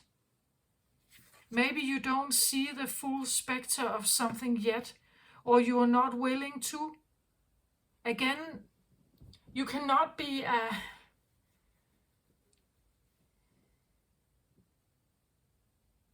I want to say it's almost like you cannot be a Christian, right? And then be a Wicca or a pagan at the same time.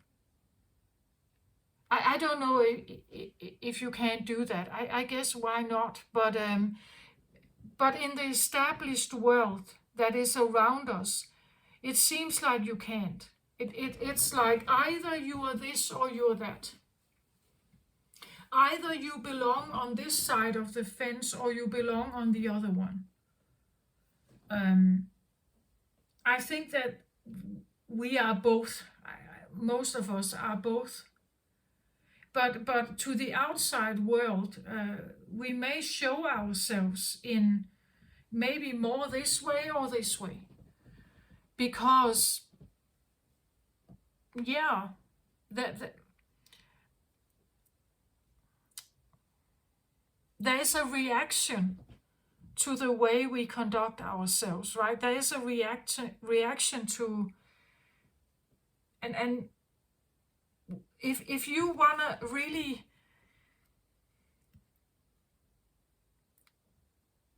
like, do you wanna? I know that for nuns and priests, like there are vows, like a marriage. It's like you become married to the church, you become married to Jesus, you become married to a lifelong service of the church, right? Or this a lifelong service of or commitment in some way. I just get the feeling that there's something about commitment or choice or vows that are not there for some reason. Can I get another card on this completion reversed?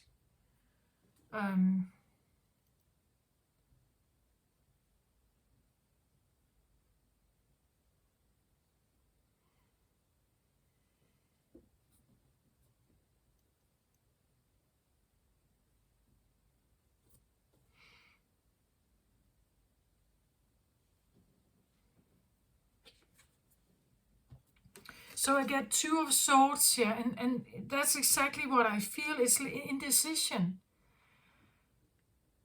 It's something about, it says here, it will all be better if you just make a decision. Overanalyzing a problem, find a compromise. Yeah, find a compromise here. Maybe it's not that you have to choose between them. Maybe it's just that you could, of course, choose between them. It says here it's better to just make a decision. Either or. Either or, right? Two of Swords is an indecision card about whether you are fully prepared to go all in or something, I don't know, to go all in on something. And I just have this feeling that maybe you don't need to go all in. That is even a decision also. Like a decision can be that you can't go all in on one of them. Like maybe that is your current decision. That none of them are really right for you, or that you want both, or you need both, or that you have to be somehow connected in both worlds, or something like that. That can be a decision as well. I don't know why. Maybe it's because there's this feeling of, I need to find one. Like I need to choose either or here. Maybe that's the overanalyzing, that maybe you can't do that. Like maybe you do belong in two different worlds. Maybe you are someone who is supposed to have a foot in each world. Like this one or this one, right?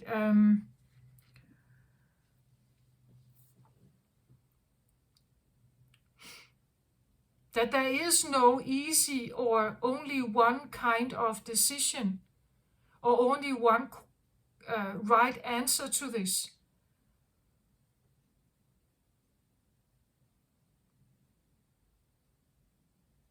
At least I feel like whoever I'm reading for here, who recognizes this in their life, that it seems like for right now, it seems like there is no, that you can't, maybe you can't find the right answer here yet. There's the incompletion here feels like it's because you can't make up your mind. Or maybe it's because none of them, like if I have to be only this, that doesn't feel right. If I have to be only this, that doesn't feel right either. You know? Again, there could be, maybe over here you have responsibilities. Over here you are a working mother, you have responsibilities. And if you have to be like this wild woman in the woods who runs away from their children and runs wild with the wolves here, you can't take care of your children at the same time, right? Maybe there is no, at least not now. It seems like, and again, you have another go. Next year, we have another full moon in Scorpio. that may provide more answers to you. But it just feels like right now it seems like there is no, maybe you can't find the right answer, or it seems like it's incomplete, but maybe it isn't incomplete. Maybe it's exactly where it's supposed to be right now.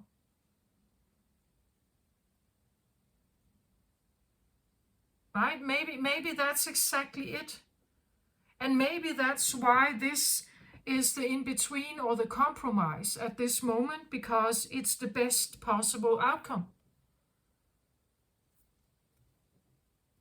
In whatever way that may be for you here. The Magician can be a lot of stuff. It can be it come across in many ways.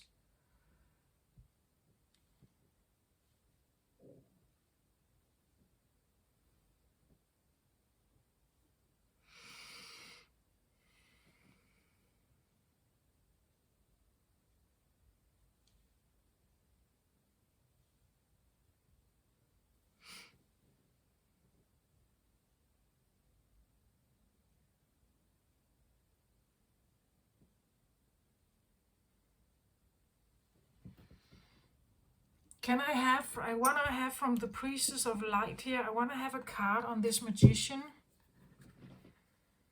And again, remember, it's an optional choice, right? It's a possible bridge. It's a compromise. It is a possible bridge. It is maybe a momentum. Like maybe it's an identity that you take on for a moment until you figure something else out here, you know?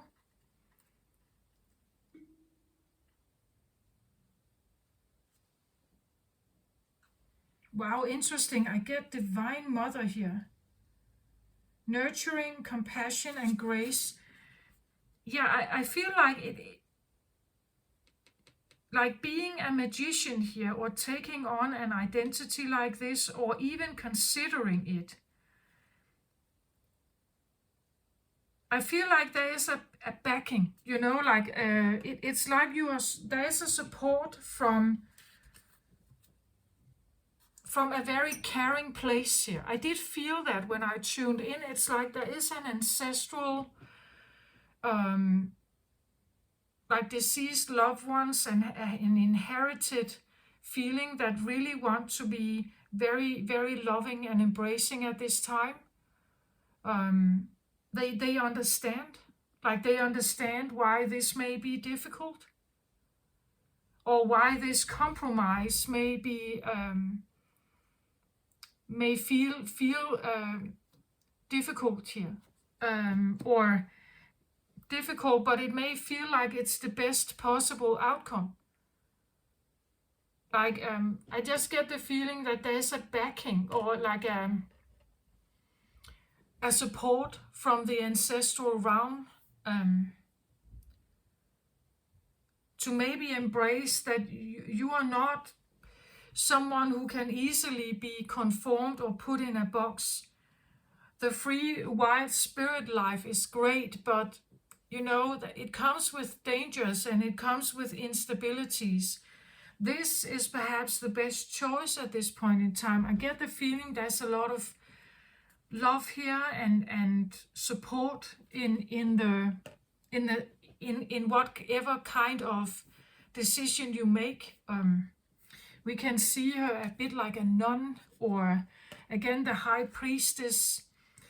I don't know. I'm not saying you're supposed to be a nun, right? I'm just saying that there could be something found in the spirit realm, the spiritual work, the divine realm, religion, priest, nun, or church life. You know, being someone who is part of the church family, who helps out, and maybe you don't feel like you can commit like with any vows, as in I want to be a priest, and I'm now making these public vows to one direction in life. Maybe you feel like you can't do that, right? That it's too limited somehow. Maybe you don't want to limit yourself.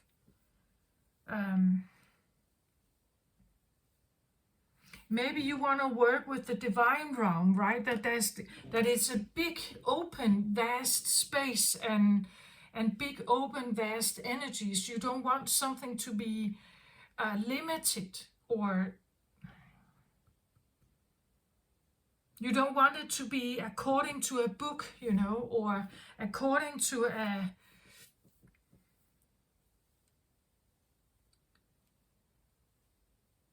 not just something humans have written.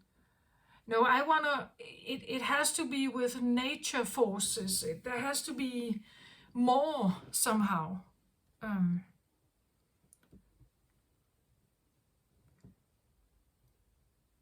Scorpionic energies usually can go to the deepest realm, like the deepest sea where no man can go. I feel that is important to say. Like the whales go so deep where no man can go. Because if we go there, our body and our chest will be crushed by the pressure, right? So I feel like you want to work with something that is a whale. Like the divine realm here. You want to work with something that is a whale, that can go deeper, that can go where no humans have ever gone. That thinks outside of that box, of that human mind. Something that expands more, that is able to retrieve information or energies beyond what the human library knows here, right? You don't want to be limited. Commit your vows maybe to, and that I get that feeling. That's why there's something about not taking vows, not following one particular direction. You don't want to be limited to that, I feel like. But I also get confusion with it. Like for some reason, it's like it would be good to like choose one direction, right? To choose like one, because it would be easier perhaps.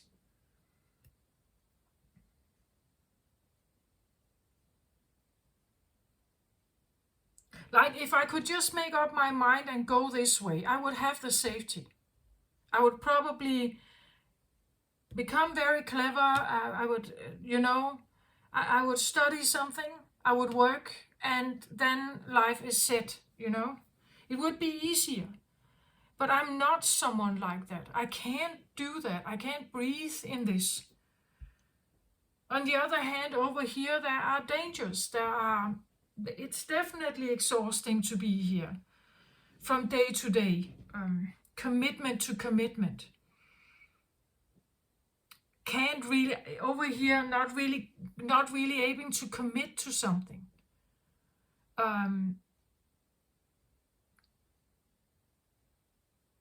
Maybe it feels like it's a lonely life. I can't really commit to something. I need my freedom. I can't have people close to me like that. But then maybe a part of you would want to, right? To settle and to figure this out and have a plan and be safe and, things like that.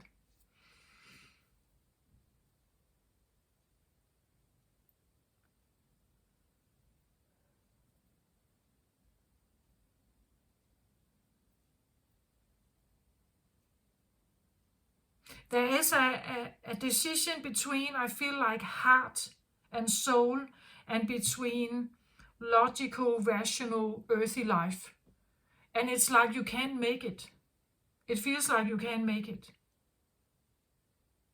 There could be insights that come up, third eye, epiphanies here, perspective that is is lending you perspective about these two, right? I'm saying that a possible compromise between them could be something like accepting that for a moment now you are a bit like the magician, or you are a bit like the Hierophant. You are not in and you're not out. You have one foot in each camps. Maybe you feel like there's a part of you that it's not complete, or it doesn't feel whole in some way. And again, it's because you can't make up your mind. There are pros and cons to both kinds of lives. There are pros and cons to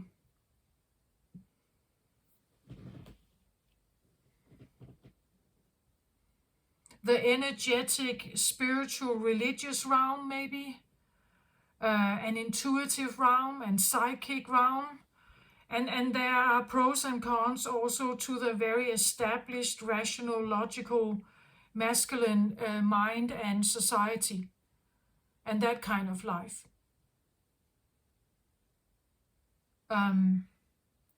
So I feel like, take it how it resonates, right? I do feel like there is support at this time. There is a lot of love, I feel like, and understanding. Like they understand the perplexity of this and how you may be struggling right now. I did feel that in the beginning, like there was this, like a kind, and it felt like ancestral, deceased loved ones that kind of wanted to come in, and sit around you and just let you know that they understand, like they understand this, that it's strange or difficult. So they want to offer compassion and just like remind you to be compassionate with yourself at this time, especially if you feel something like this, right? To just breathe and know that, well, the universe is not giving up on you, right?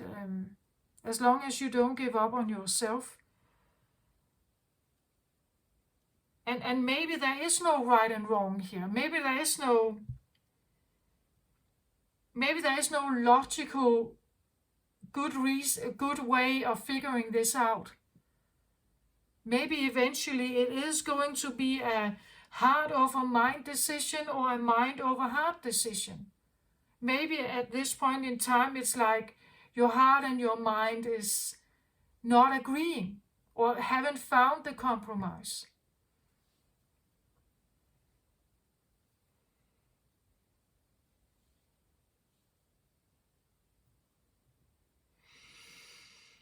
Okay, I hope this helped somehow, someone out there. Okay, let's have an advice card. Can we have an advice card, please? Maybe even from the ancestral realm. Let's have an advice here. Yeah. So I get Teresa of Avila, Our Lady of the Interior Life. I trust the answers I find within me. I know that the presence of love is real. And so take a look at this card, right? And then this one. Right? It's like I feel like there is so much support that for whom I'm talking to here, to trust their inner life. Right? Trust what you feel. Trust what feels right to you. Trust your inner world. I want to say Scorpionic life can definitely be a deep inner world. I trust the answers I find within me. I know that the presence of love is real. And one thing that is also, I want to say, very prominent with energies like this is that there's no force with this. Like these energies would never force you to do anything. Like they're very loving and compassionate and caring. Like they would never push you into anything or force you into anything. Just know that right now that your ancestors may be close. They have such compassion with you, and they would never force you to do anything. If you feel like you're not ready for something like this, or you can't really embrace it, or the other way around, just breathe and know that you're loved nonetheless. That they love you no matter what. They love you no matter where you go, right? And what choice you make. Even if you can't make one, or you're not sure,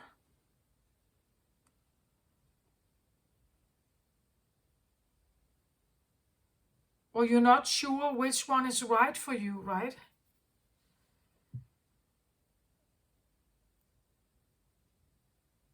Yeah, that's what I feel like I have. I hope this helps somehow someone out there. Take care of yourself, everybody. Love and light to you. Bye-bye.